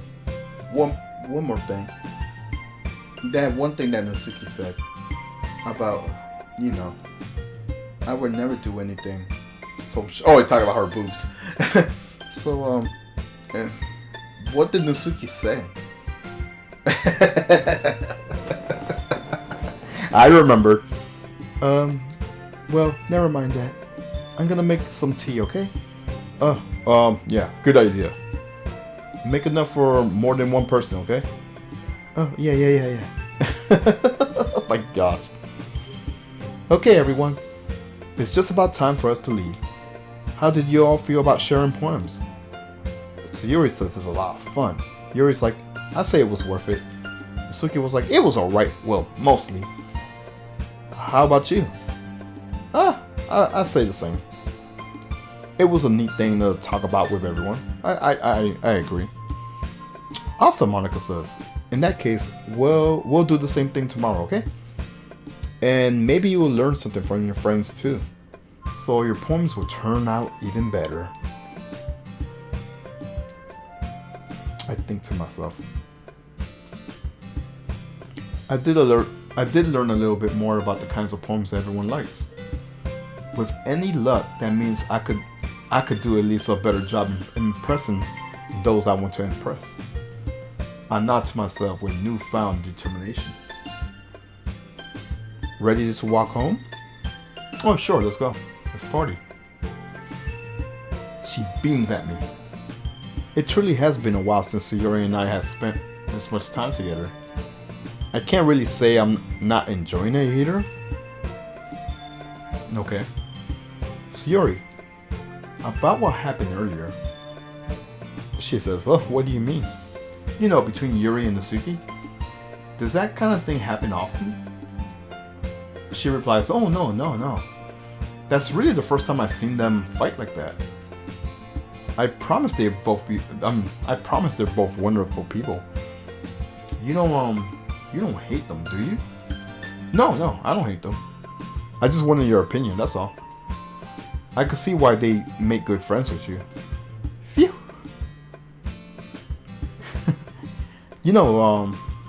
It's nice that I got to spend time with you at the club. But I think seeing you get along with everyone is what makes me happy. I think everyone really likes you there too. That's every day is gonna be so much fun. It looks like Sayori still hasn't caught on to the kind of situation I'm in. Sure, being friends with everyone is nice, but does it really need to stop there? Oh. We'll just have to see what the future holds, Sayori. I pat Sayori on her shoulder. She'll pat her in the head. I said that more to myself than to her, but it's easy to use Sayori as an internal monologue sometimes. Okay. Yeah? Let's do this. Okay. Okay. So now we have to pick the words. Scars? Oh, okay. Let's see. Graveyard? Hey, she likes that stuff.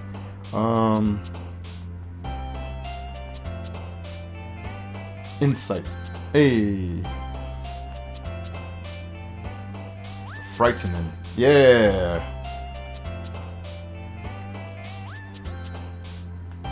Imagination.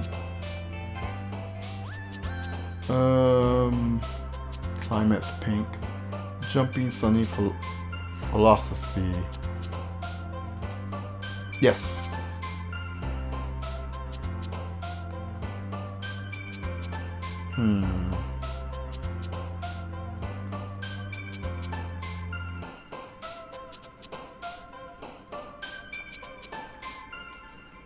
Vibrate.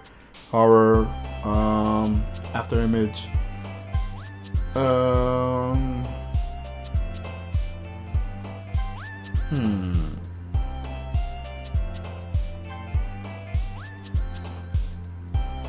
Ambient. Kawaii. I don't know. Forgive? Sure. Sadness. Oh yeah, she does like okay. What's Massacre? Yeah, she likes that shit. Disown, Fester, Crimson Cheek. What's Fester? Okay.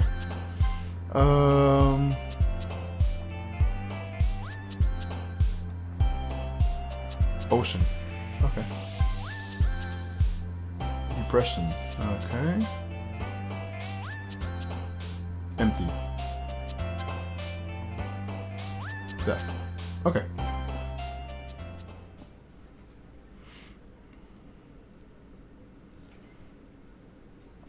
Another day passes and it's time for the club meeting already. I got a little more comfortable here over the couple of days. I'm gonna make sure I save.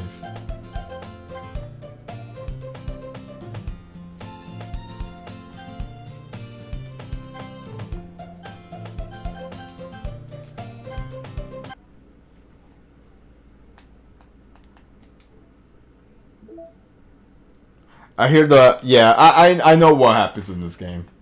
That's why I so want to play it. Okay, we unlock some poems. Backgrounds.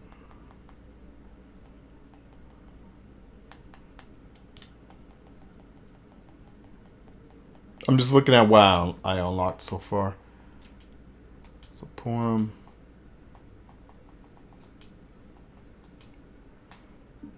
I unlocked some music.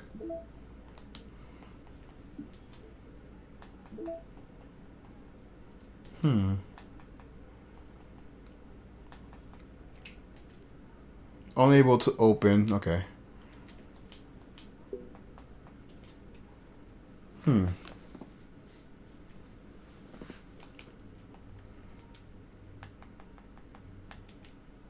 This is a scratch disk. Do not use it to store sensitive or permanent things. If you need to access the file from the encrypted file share, copy them to this disposable drive and plug it into the thin client. Do not copy them here. Rhea is working on setting up a proxy mail server so we can have proper remote communication without having to worry about the higher ups. Keep everything offline until then, Paula. Okay.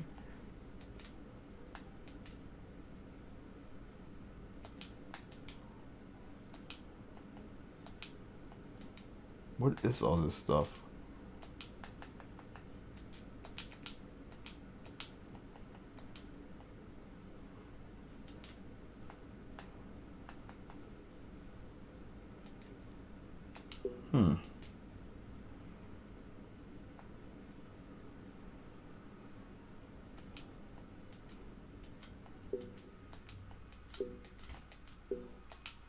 Okay, those are my saves. Alright. Hop back into the game.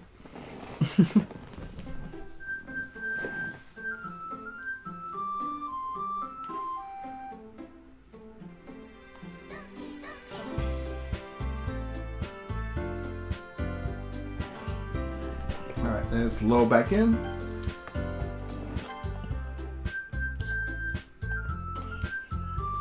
Alright, so continue. Entering the club room, the usual scene greets me. Hi! Yo, Sayori. Looks like you're in a good mood today. I'm just still not used to you being at the club, that's all. I see. That's a pretty simple thing you get in a good mood. But I guess it's always the simple things that are with you anyways. Speaking of which, I'm kinda hungry. Will you come with me to buy a snack? No thanks. That's not like you at all. I have my reasons. Why don't we take a look at your purse, Sayori? Why that all of a sudden? No reason really. I just wanted to look at it. Sayori nervously retrieves her coin purse. She fumbles with the latch and gets it open. Then she turns it upside down and lets its contents spill on the desk. Only 2 small coins fall out. I knew it. I could see right through you, Sayori. That's not fair, she pouts. How did you even know? It's simple. If you had enough money in the first place, you wouldn't have bought a snack before coming to classroom. So either you're not hungry or wanted an excuse to take a walk. Oh, you plan to conveniently forget that you spent all your money so that you would let me. Oh my gosh. But there's more. There's one more thing. You're always hungry. And so that only leaves the one option. Ah, I give up. Don't make me feel guilty. If you feel guilty, that means you deserve to feel guilty. Yuri laughs. Yuri suddenly giggles. I didn't notice she was listening. Her face is in her book as always. I wasn't listening or anything, I swear. It was just something in my book. Yuri's like, Yuri, tell him to let me borrow some money. Yuri's like, don't get me involved like that, Sayori.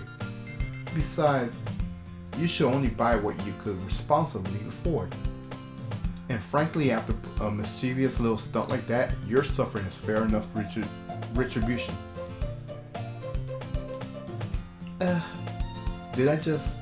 I didn't mean that. I got too absorbed into my book. No, she meant that. She definitely meant that. I really like when you speak your mind, Yuri. It doesn't happen much, but it's a fun side of you. Yuri's like, there's no way you could think that. So Yuri's like, you were right though. I did something bad, and now I have to accept the retribution.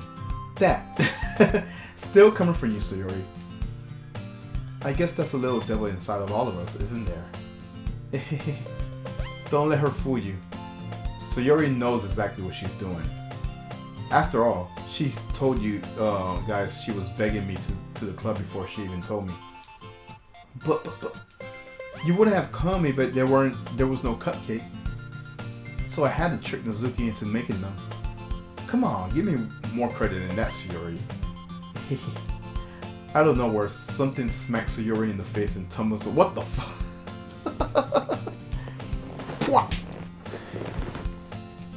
What was a cookie? Sure enough, it's a giant cookie wrapped in plastic. Sayori glanced around. Is this a miracle? It's because I paid my restitution? Retribution. Actually, that one almost worked. Nazuki laughs. I was just gonna give it to you. But then I heard you blab about cupcakes. It was totally worth seeing your reaction though. Nazuki, that's so nice of you. I'm so happy. Sayori hugs the cookie. Just eat it already. She rapidly tears open the wrapper and takes a big old bite. So good. Sayori claps her hands over her mouth. I bit my tongue. Shit. You're going through a lot over just one cookie. Nazuki takes a bite of her own cookie too. Yours look really good too, Nazuki. Can I try it? Jeez! Beggars could be choosers, but yours is chocolate. Yeah, why didn't you think I gave you that one? Fine. Still, I'm really happy that you shared this one with me. So Yuri gets out of her seat and goes behind Mizuki and wraps her arms around her. Ah, jeez. I get it. Cookie still in hand, Mizuki reaches up to nudge Sayuri off of her. Oh? Sayuri suddenly leaps down and takes a bite of Mizuki's cookie. Hey! Did you seriously just do that? Uh-huh. Mouthful, Sayuri trots away to safety. Yuri and I laugh as well. Jeez, you're such a kid sometimes. Monika, can you tell Sayuri? She glances around. She is in the room. Where's Monika anyways? Yuri says, good question. Have any of you heard anything about her being late today? Not me. Yeah, I haven't either. That's a bit unusual. I hope she's okay. Of course she's okay. She's probably just has something to do today. She's pretty popular after all. You don't think she has a I wouldn't be surprised. She's probably more desirable than all of us combined. That's true. Excuse me? Suddenly the door swings open. Oh, super sorry. Ah, there you are. I didn't mean to be late. I hope you guys weren't worried or anything.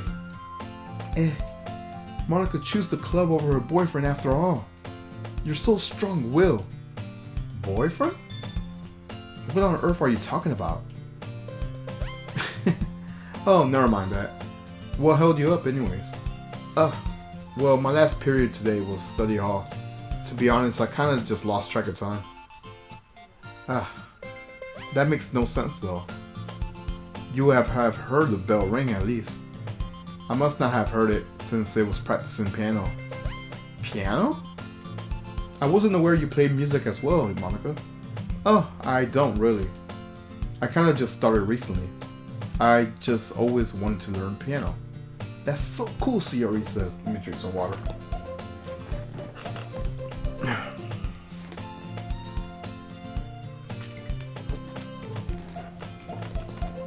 Alrighty. So, you should play something for us, Monika. That's, Monika looks at me. Maybe once I get a little bit better, I will. Yay! That sounds cool. I also look forward to it. Is that so? In that case, I won't let you down, ass. Monika smiles sweetly. I didn't mean any pressure or anything like that. Don't worry. I've been practicing a whole lot recently, and I really love the chance to share once I'm ready. I see. In that case, best of luck. Thanks. So I didn't miss anything, did I? No, not really. I choose to leave out Sayuri's mischievous escapades. I'm sure Natsuki will end up complaining to her anyways. It looks like everyone has already settled down. Sayuri somehow already finished her entire cookie. Yuri is back to her book and Natsuki disappeared into the closet. Alright. So I'm really curious to talk to Yuri a little bit more. But at the same time, I could feel bad for distracting her from reading.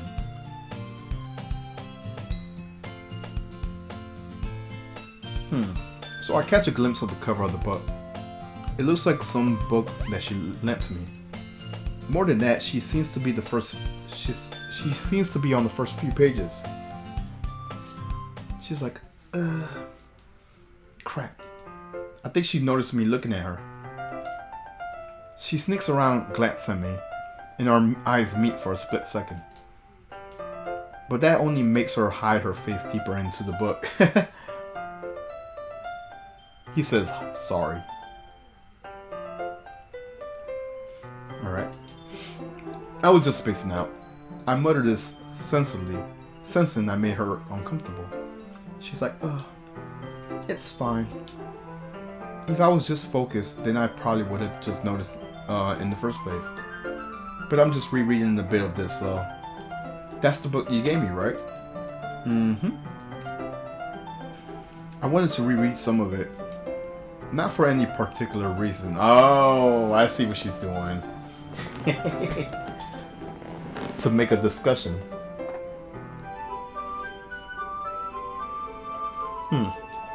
Just curious, how come you have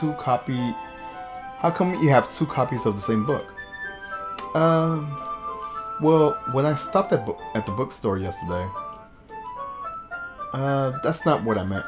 I mean, I just happened to buy two of them. Ah, I see. There's something fairly obvious here that Yuri isn't telling me, but I decided to let it go. I'll definitely start reading it soon. I'm glad to hear. Once it starts to pick up, you might have a hard time putting it down. It's a very engaging and relatable story. Is that so? What's it about anyways? Well, Yuri closes the book and scans her eyes over the back. The book is titled Portraits of Markov. There's an ominous looking eye symbol in the front cover. Alright. I just wanted to make sure I don't accidentally give anything away. Basically, it's about this girl in high school who moves in with her long-lost sister. But as soon as she does so, her life gets really strange. She gets targeted by these people who escape from a human experiment prison. And while her life is in danger, she needs to desperately choose who to trust. No matter what she does, she ends up destroying most of the relationships, and her life starts to fall apart. That's kind of dark, isn't it? Yuri made it sound like it was going to be a nice story, so that turn came from nowhere. Yuri gently giggles all of a sudden. Are you not a fan of that sort of thing, ass? No, it's not that. I mean, I could definitely enjoy these kind of stories, so don't worry. I hope so. Yeah, I totally forgot what Yuri is into. She's into this thing. She's so shy and reclusive on the outside, but her mind seems to be completely different. It's just that kind of stories. They challenge you to look at life from a strange new perspective. When horrible things happen, not just because someone wants to be evil, but because they have their own goals or their own philosophy that they believe in. Then suddenly, when you thought you were related to that protagonist, they're made out to be the naive one for letting the one-sided morals interfere with the villain's plan. I'm rambling, aren't I? Not again. I'm sorry. Hey, don't apologize. I haven't lost interest at all. Well, I guess it's alright then. But I feel like I should let you know that I have this problem. When I let things like books and writings fill my thoughts, I kind of forget to pay attention to other people. So I'm sorry if I end up saying something strange. And please stop me if I start talking too much. Anyways, that's I really don't think you need to worry. That just means you're more passionate about reading. The least I could do is listen. Exactly. I was just gonna say that. It is a literature club after all. That's true. In fact, I might as well get started reading it right now. Oh, you don't have to. What are you saying? Just a moment ago, you just said you were looking forward to it. Let me get the book. I quickly retrieved the book and I put it into my bag. Alright, it's fine. It's fine if I sit here. I slip into the next seat next to Yuri. Yeah. Are you sure? You seem to be a little apprehensive. I'm sorry. It's not that I don't want you to. It's just something I'm very not used to. That is, reading in company with someone. I see. Well, just tell me if I end up distracting you or anything. Well, too late. Alright. I open the book and start the prologue. I soon understand what Yuri means about reading in company. It's as if I could feel her presence over my shoulder as I read. It's not a particularly bad thing, maybe a little distracting, but the feeling is somewhat comforting. Yuri is she's in the corner of my eye. I realize that she's not actually looking at her own book. I glanced over. It looks like she's reading from my book instead. Oh, sorry. I was just, Yuri, you're really apologizing a lot, don't you? Oh, I do? I don't really mean to. Sorry. I mean, Here, this should work, right? I slide my desk up against hers, then hold my book between the two of us. I suppose so. Yuri timidly closes her own copy. Once we lean in a bit, our shoulders are almost touching. Oh my. It feels like my left arm is in the way, so instead I use my right hand to hold the book open. Oh, I think the other girls are gonna get jealous. I guess that makes it kind of difficult to turn the page. Here. Oh, she's like, here. Yuri takes her left arm and holds the life. My God. Oh man. Anyways, Yuri takes her left arm and holds the left side of the book between her thumb and forefinger. I do the same with my right arm on the right side of the book. That way I turn a page and Yuri slides it under her thumb, and after it's flipped to her page, to her side. But in holding it like this, we'll huddle even closer than before. It actually is kind of distracting. It's actually really, I wonder why it's distracting you. It's as I could feel the warmth of Yuri's face, and she's in the corner of my vision. Are you ready? To turn the page? Oh, right, sorry. I think I got a little distracted for a second. I glance over at Yuri's face, and our eyes meet. I don't know if I'll be able to keep up with her. That's okay. You're not as used to reading, right? I don't mind being patient if it takes you a bit longer. Oh, I just realized she's smiling. It's probably the least I could do, since you've been so patient with me. Oh, yeah. Thanks. We continue reading. Yuri no longer asks me if I'm ready to turn the page. Instead, I just assume that she's finishing the page before me, so I just turn it on my own. We continue the first chapter in silence. Even so, turning each page almost feels like an intimate exchange. Oh my gosh.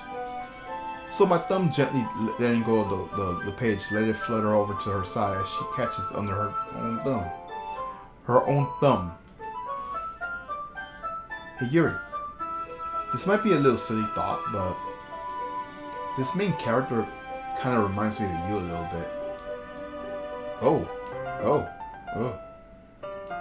You think so? How does she?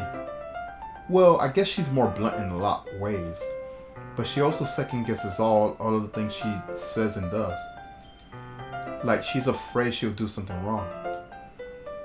It's not like I could see it's not like I could see into your head or anything, but they're kind of reminiscent of some of your mannerism. Oh, I see. Yuri remains silent for a moment. But that's probably a terrible thing to have in common with her.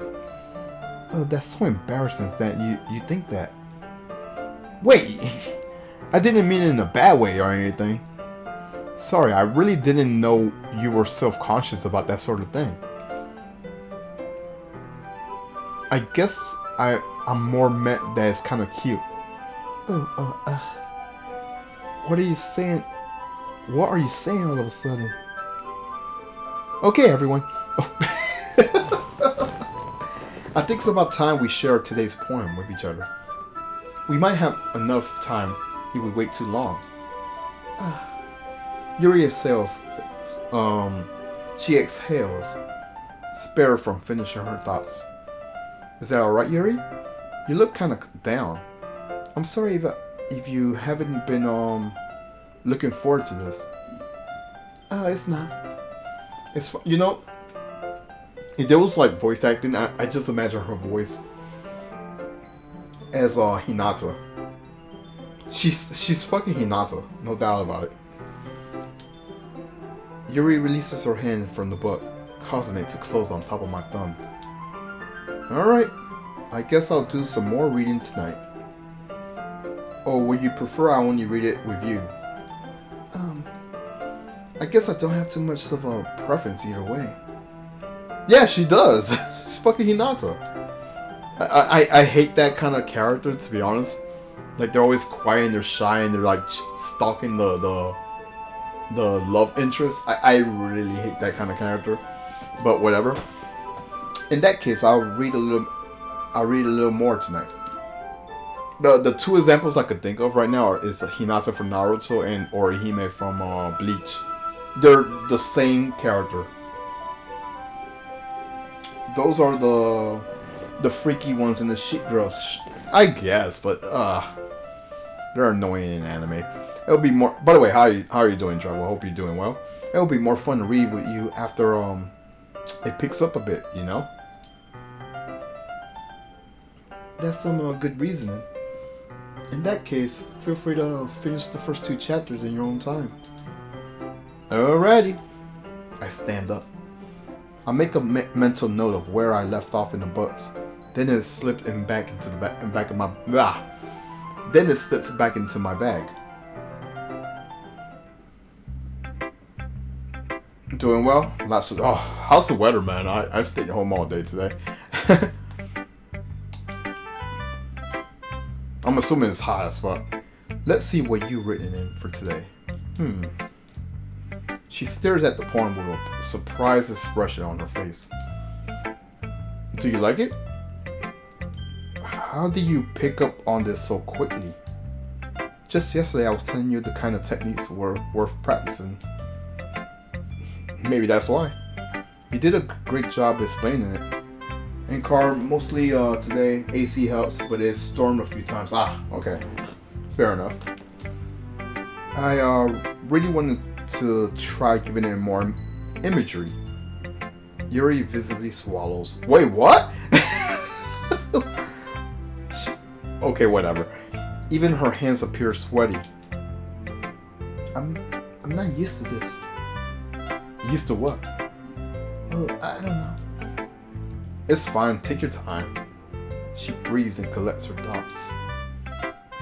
I know that Yuri likes to think before she speaks, so I offer that patience to her. Yeah. Just because being appreciated like this, I guess. It probably sounds really stupid, but seeing someone motivated by my writing, it just makes me squeak! Really happy. Are you saying you never shared your writing before?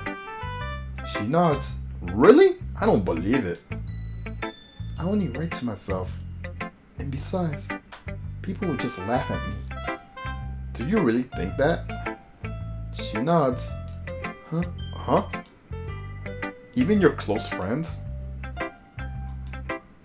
She doesn't respond. I guess she doesn't have friends. I wonder why. Anyways, do you want to share the poem you wrote today? Yeah, I do. If it's with you. Oh my god. Alright, time to read. The Raccoon. It happened in the day of the night while I was slicing bread for a guilty snack. My attention was caught by the scuttering. Is it scattering? No, scuttering of a raccoon outside my window. That was, I believe, the first time I noticed my strange tendencies on ordinary. I can't read. Oh my gosh, on ordinary human. I gave the raccoon a piece of bread. My subconscious, well aware of the consequences. Well aware that a raccoon is fled. I can't read. Oh my gosh. Well aware that a raccoon that a. Am I reading that right? Well aware that a raccoon that is fed well enough will come back for more. Okay, I did read it right. My timing was wrong. The enticing beauty of my cutting knife was the symptom. The bread, my hungry curiosity, the raccoon, an urge. The moon increments its phase. The moon increments its phase, and reflects that much more light off of my cutting knife. The very same light that glistens into the eyes of my raccoon friend. I slice the bread, fresh and soft. The raccoon becomes excited. Oh, perhaps I'm merely projecting my emotions onto the newly satisfied animal. That raccoon has taken to following me. You could say that we've gotten quite used to each other. The raccoon becomes hungry more and more frequently, so my bread is always handy. Every time I brandish my cutting knife, the raccoon shows its excitement. A rush of blood. Classic Pavlovian condition. I slice the bread and I feed myself again. Yay! I was a little more daring with this one than yesterday.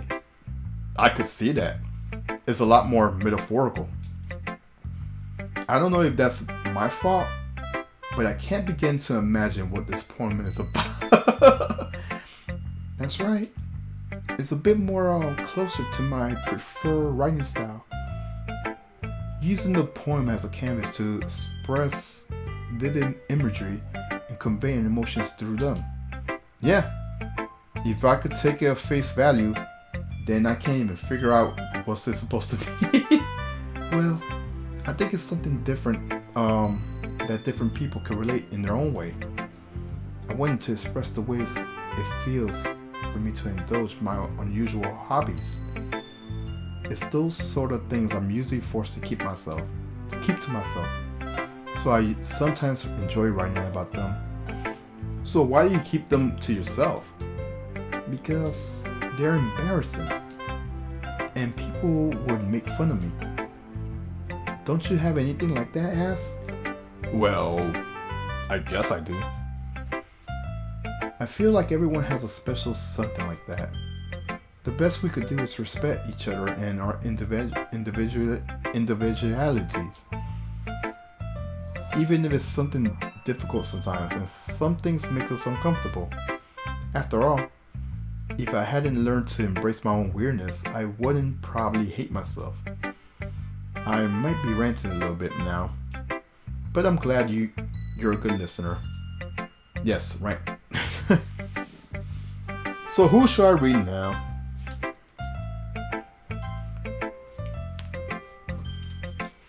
Ooh, I like this one. It has a nice feeling to it. And I'm glad. I replied, I'm glad. Still though, your tone makes it sound like you like yesterday's poem better. I guess you caught me. Sometimes you know me a little bit too well for my own good. Well, don't try to be nice about it. If I'm doing a bad job, then I'd rather hear it. Oh, no. I still like this one, I promise. I wouldn't lie to you. Never ever. Yeah, I guess so. What made yesterday's poem so great compared to this one, then? Well, I'm not even good at figuring it out, if it's good or bad. But that's why I just go by my heart. If it makes me feel things, then it must be a good poem. I'm not sure that's exactly how it works. Then again, I'm guess conveying feelings is a pretty important part of this whole thing. Yeah, maybe.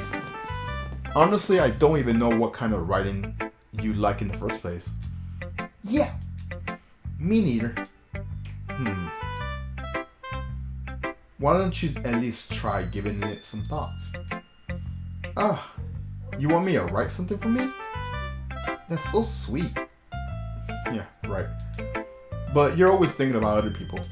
You need to think about yourself once in a while. If you don't, you might end up getting hurt at some point. Eh? Well, I don't really know what you mean, but I'll try to keep it in mind. Well, whatever. Anyways, let's see.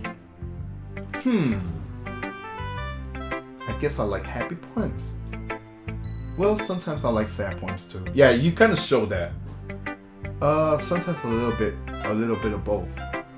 There's a word for that, right? What's the word I'm looking for? Bittersweet. Yeah. I like things that are happy and things that are sad. Happy and sad. I can't see you liking something sad, Shiori. Well, I like the happy most. But sometimes when you're you like a little rain clouds in your head.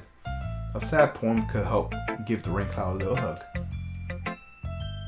Okay, zombie, I'll catch you later. It makes me a happy little rainbow. That's an unexpected poet. Is it?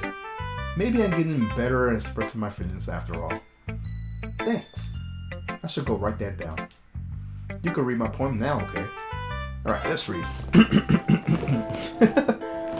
Bottles. I pop off my scalp like the lid of a cookie jar. It's the secret place where I could keep all my dreams. Little balls of sunshine and rubbing together like a bundle of kittens. I reach inside with my thumb and forefinger plucked out one. It's a warm and tingly. But there's no time to waste. I put into a bottle to keep it safe. And I put the bottles into the shelf with all the other bottles. Happy thoughts, happy thoughts, happy thoughts. I said thoughts. Thoughts and bottles all in a row. My collection makes me a lot of friends. Each bottle is a starlight to make amends. Sometimes my friends feels a certain way. Down comes a bottle to save the day. Night after night, more dreams. Friend after friend, more bottles. Deeper and deeper my friends go, like exploring a dark cave, discovering the secrets hiding in nooks and crannies. Digging and digging, scraping and scraping. I blow dust off my bottle caps. It doesn't feel like time elapsed. My empty shelf could use some more. My friends look through my locked front doors. Finally, all done, I open up, and in come my friends. And they come in such a hurry. I can't read this right. Do they want my bottles that much? I frantically pull out. One second, my phone.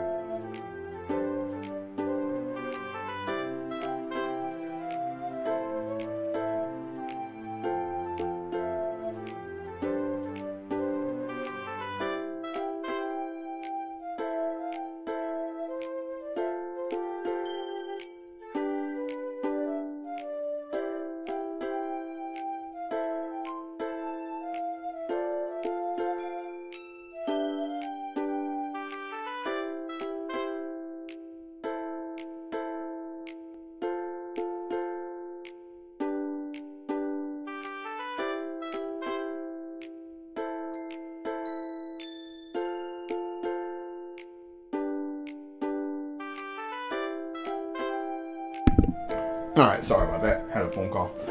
Alright. She says, holy... Oh no, I say, holy crap. So Yuri, did you really write this? Of course I did. Didn't you tell yesterday I was gonna write the best poem ever? Yeah, but...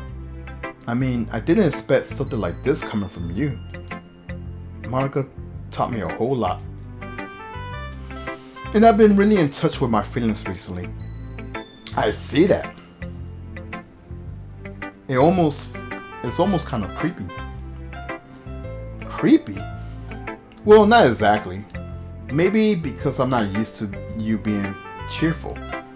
Well, never mind. I'm thinking too hard about it. The point is that it came out good, so you should be proud of it. Oh, thanks. I feel like I was meant to express myself this way.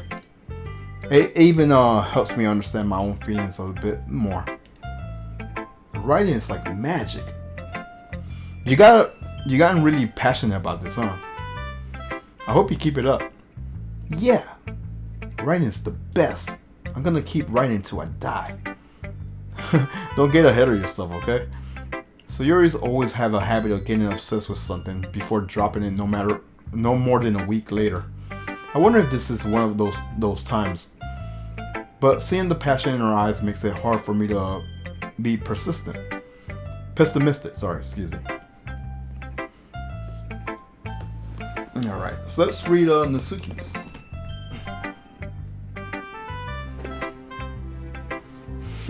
She says,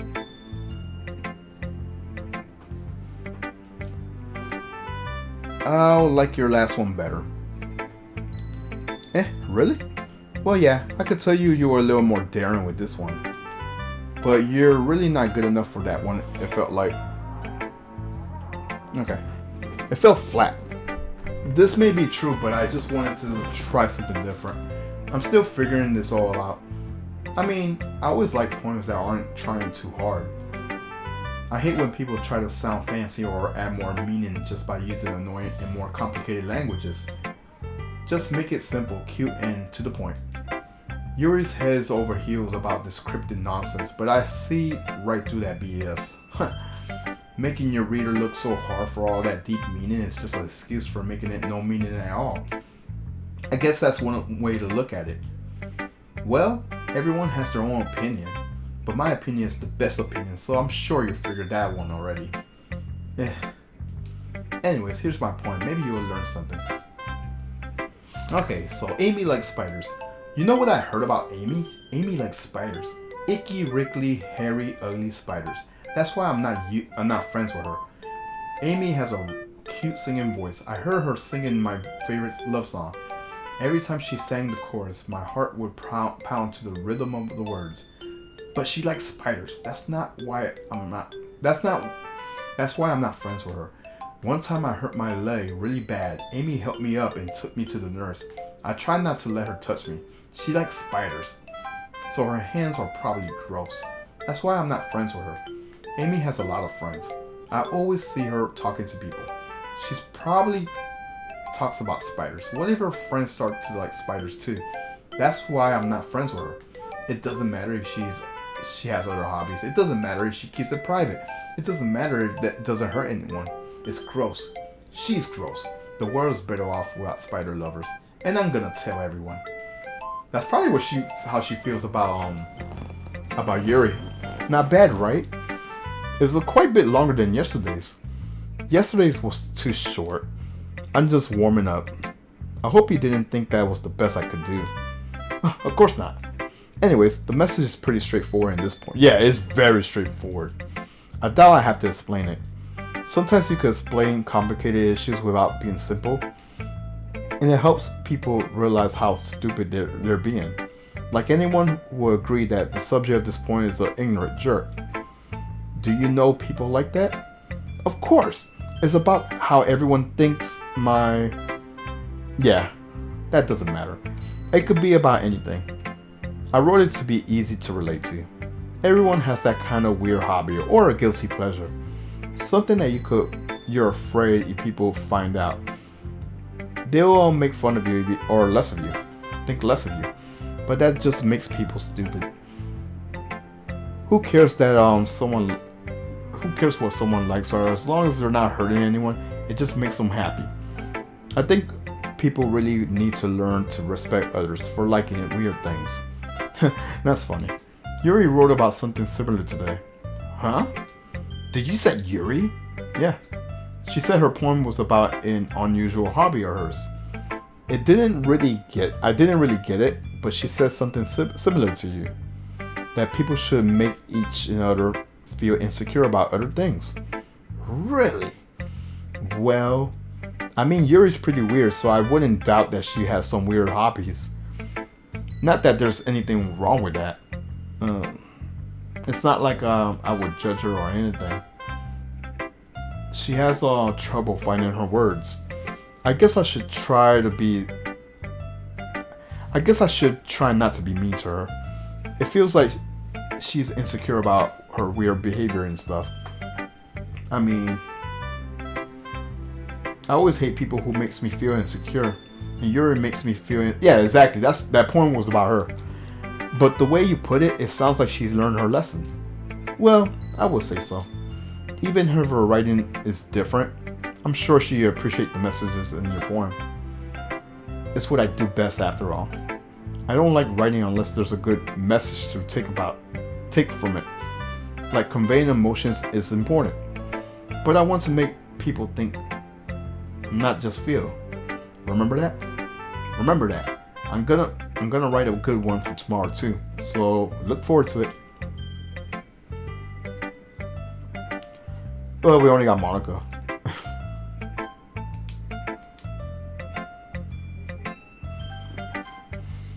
Alright, time to read some poems. How's the writing going? Nah, I think it's alright.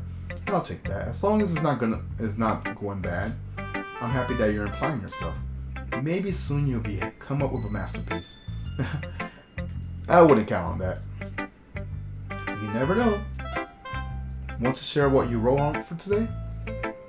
Sure, here you go. Alright, great job. I was going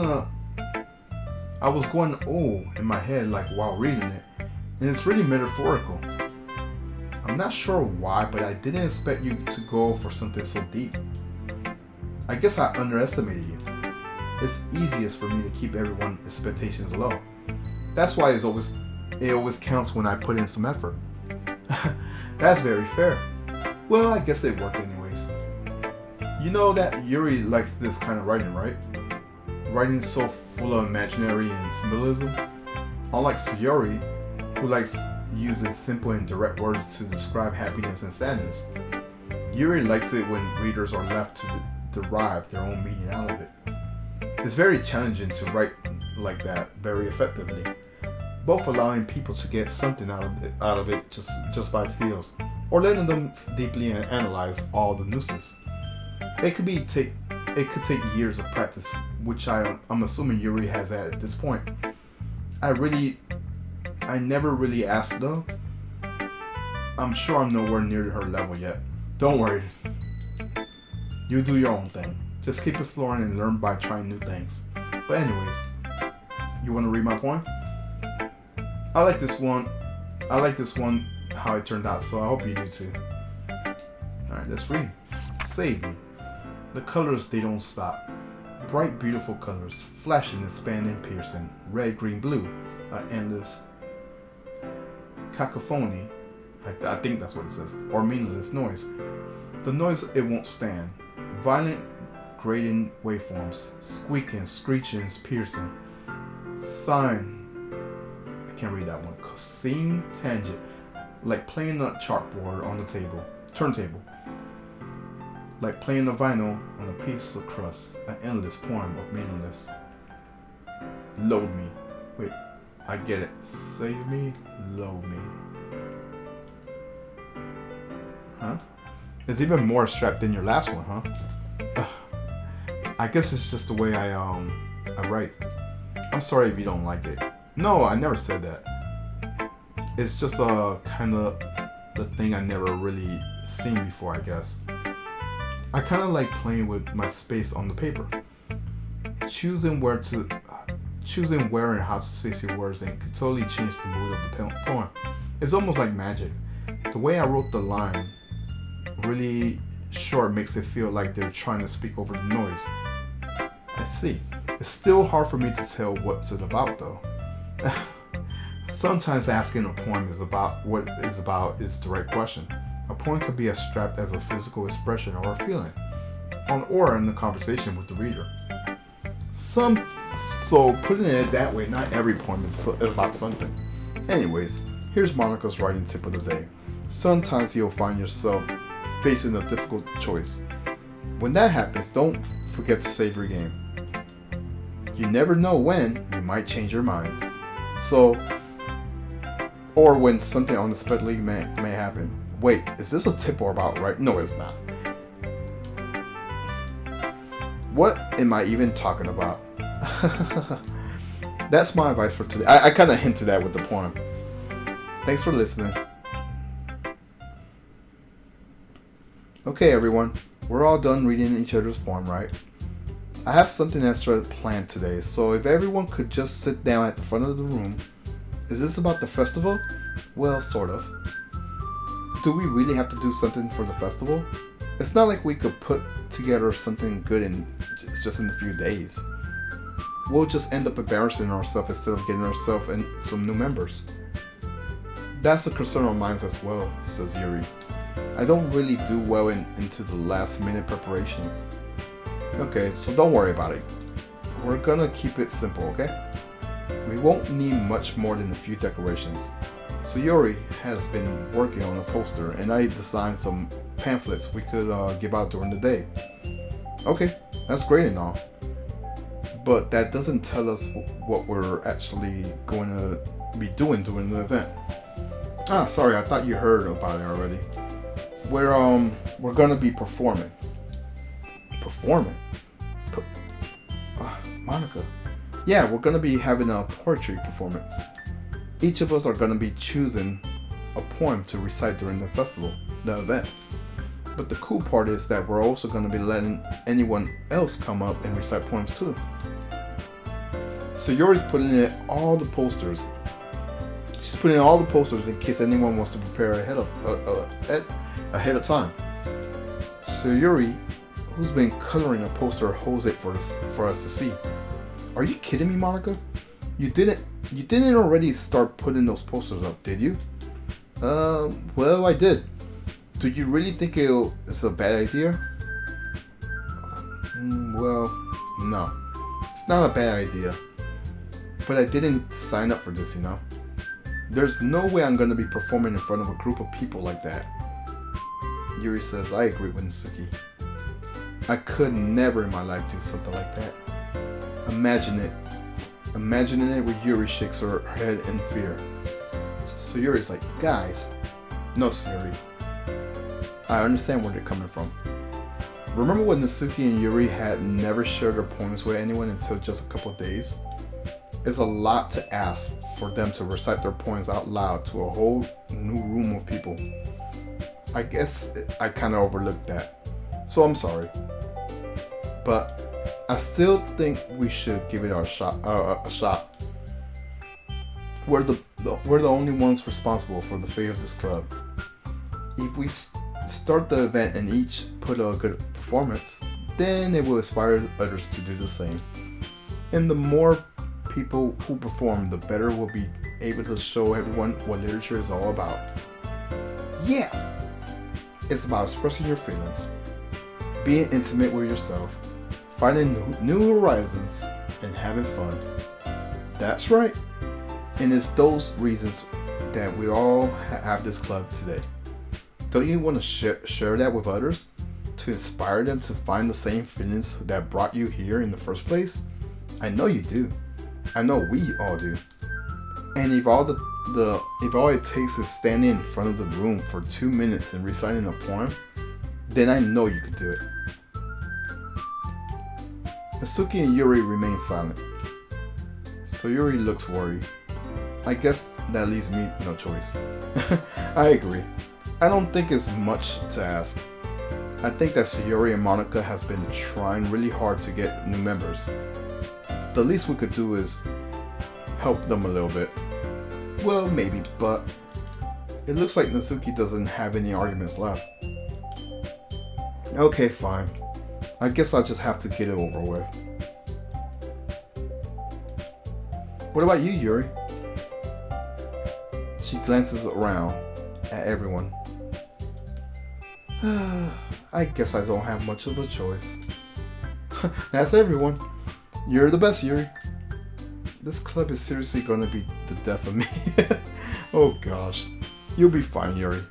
But anyways, let's move on to the main event. I want each of you to choose a poem of yours. We're gonna practice reciting them in front of each other. No way!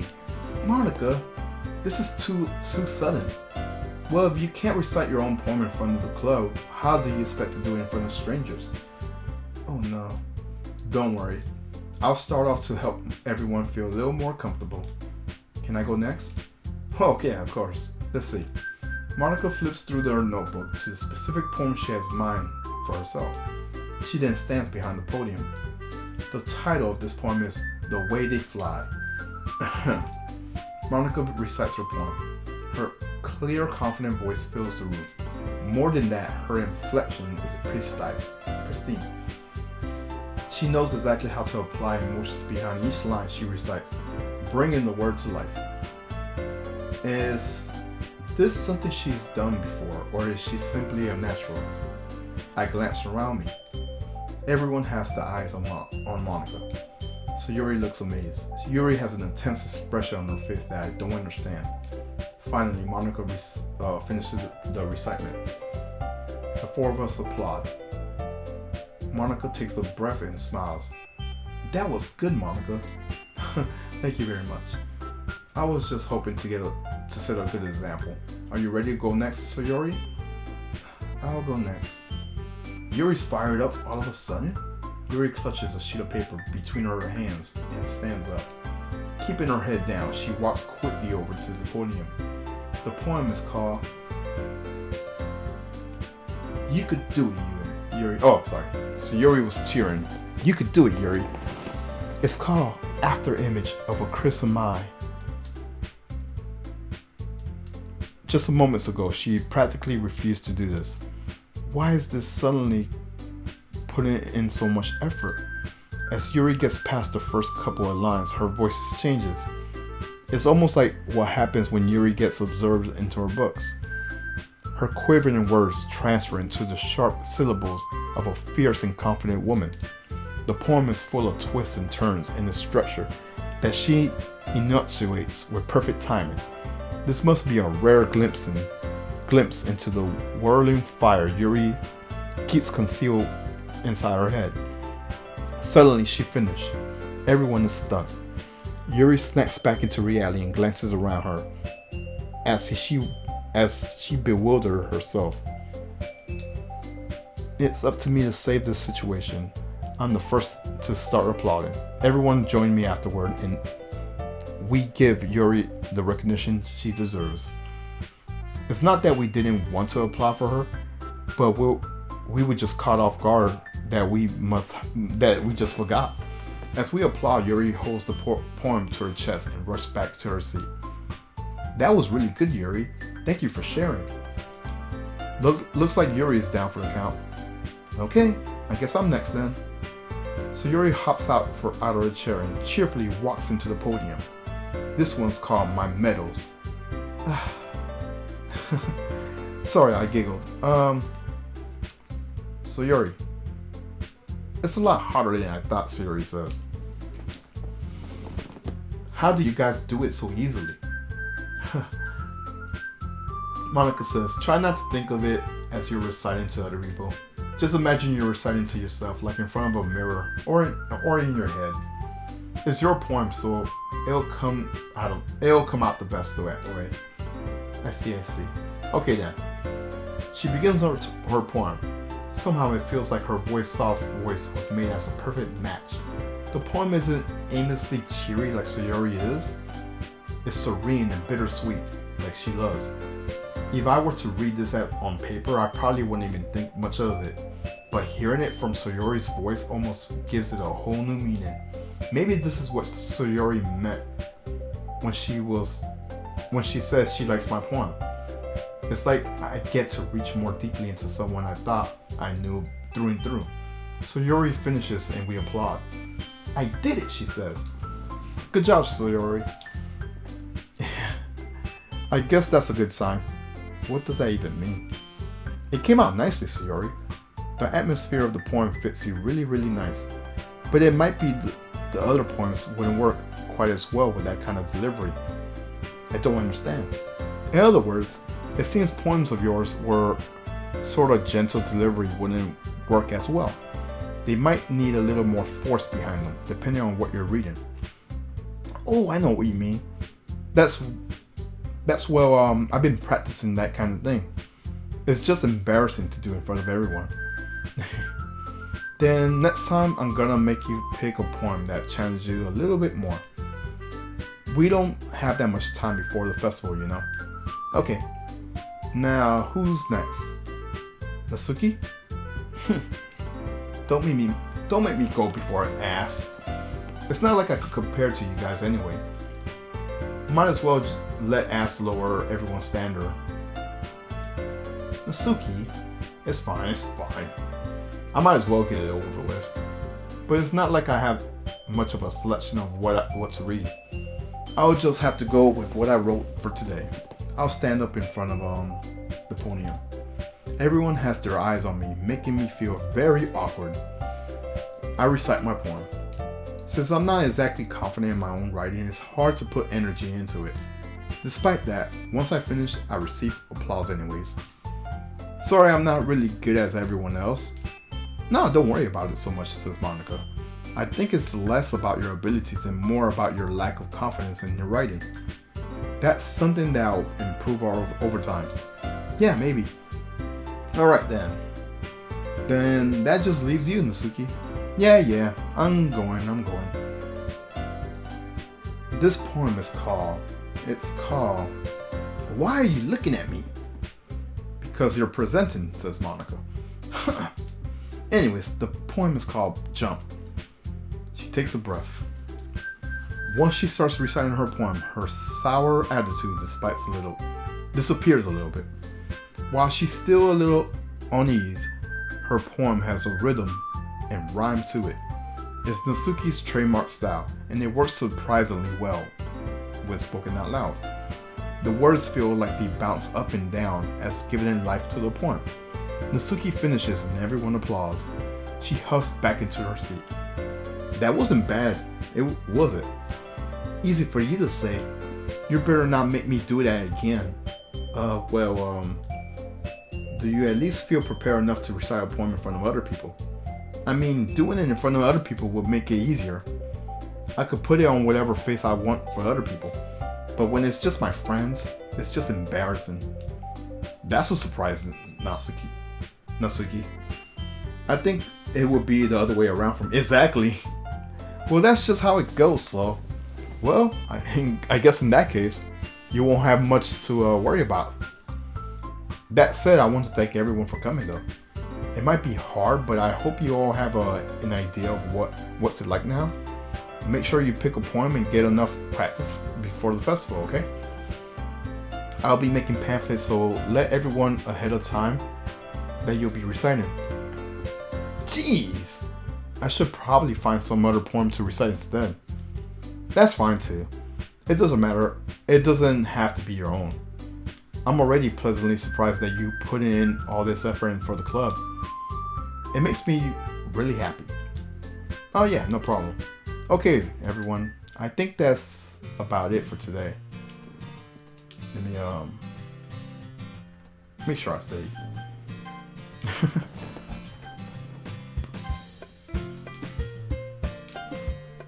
Okay. It's been working out really nicely so far, so I would like to continue that. As far as the festival, we'll be planning tomorrow, and then we'll have the weekend to prepare. Monday is the big day. I can't wait, says Sayori. I could do this, says Yuri. Alright. stand up. There's no way I'll be able to find the same enthusiasm as Sayuri and Monica, but I'll do my best to get enough. It's for the sake of the club, says me, and impressing Monica. Okay, so he has a thing for Monica. 1 second.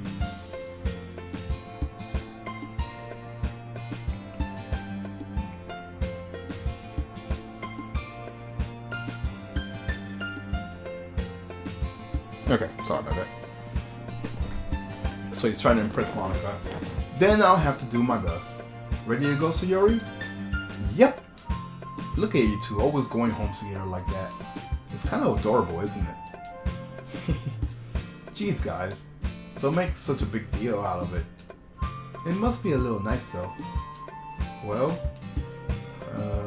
how am I supposed to respond to exactly?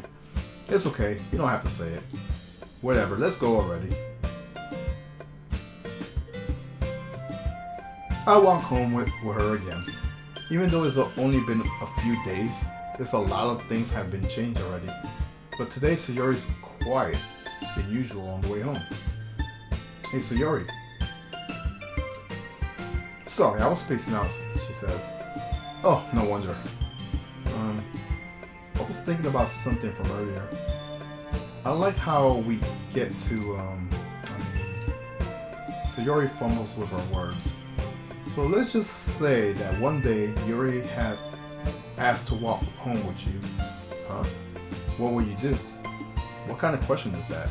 You're kind of putting me on the spot. Yeah, exactly, you are.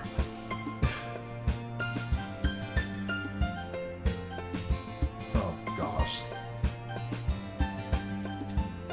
Walking home with Yuri, huh? Why does that thought of her makes her heart pound? I mean, given how hard it is for her to socialize, I will feel awkward turning her down, so...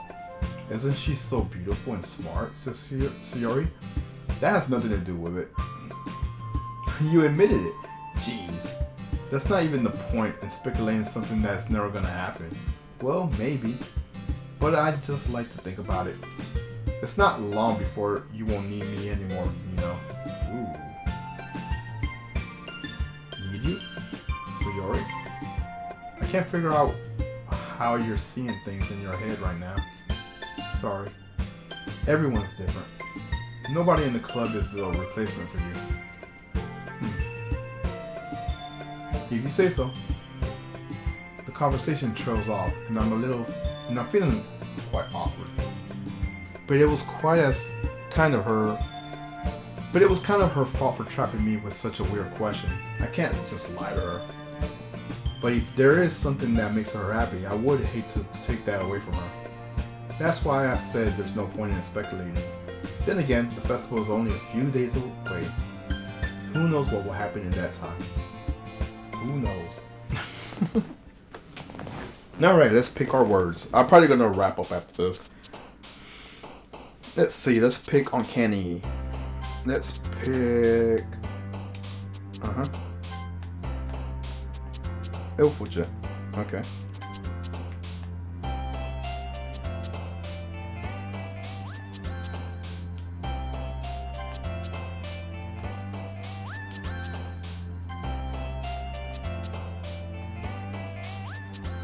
Family. Hey. Doki Doki.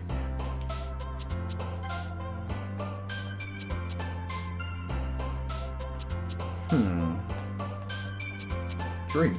Okay. Games. Okay.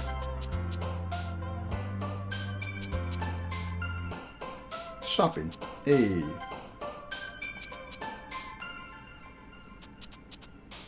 Skipping. Flying. Color. Fun. Bunny. Anger. Rainbow. Daydream. Email. Beauty. This one's definitely different.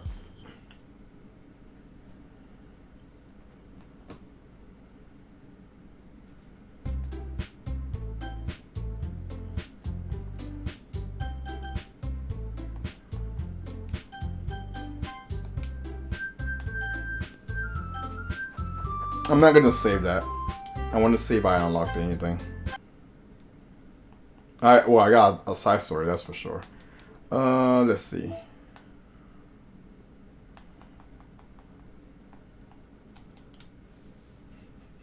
Okay.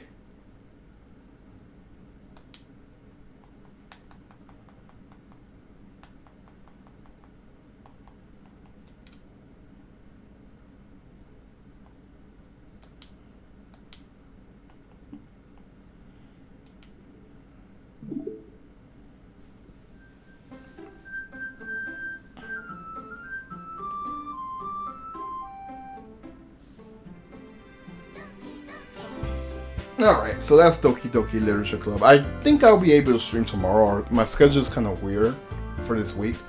I might be able to... I'm not sure if I'll be able to stream Friday. Maybe I will, maybe I won't. I'm not sure. For tomorrow, Thursday, I might be able to. But yeah, I'm enjoying this. It's just that I have to make sure I have a drink with me. Because reading all this shit really gets me tired. But yeah, this is kind of fun.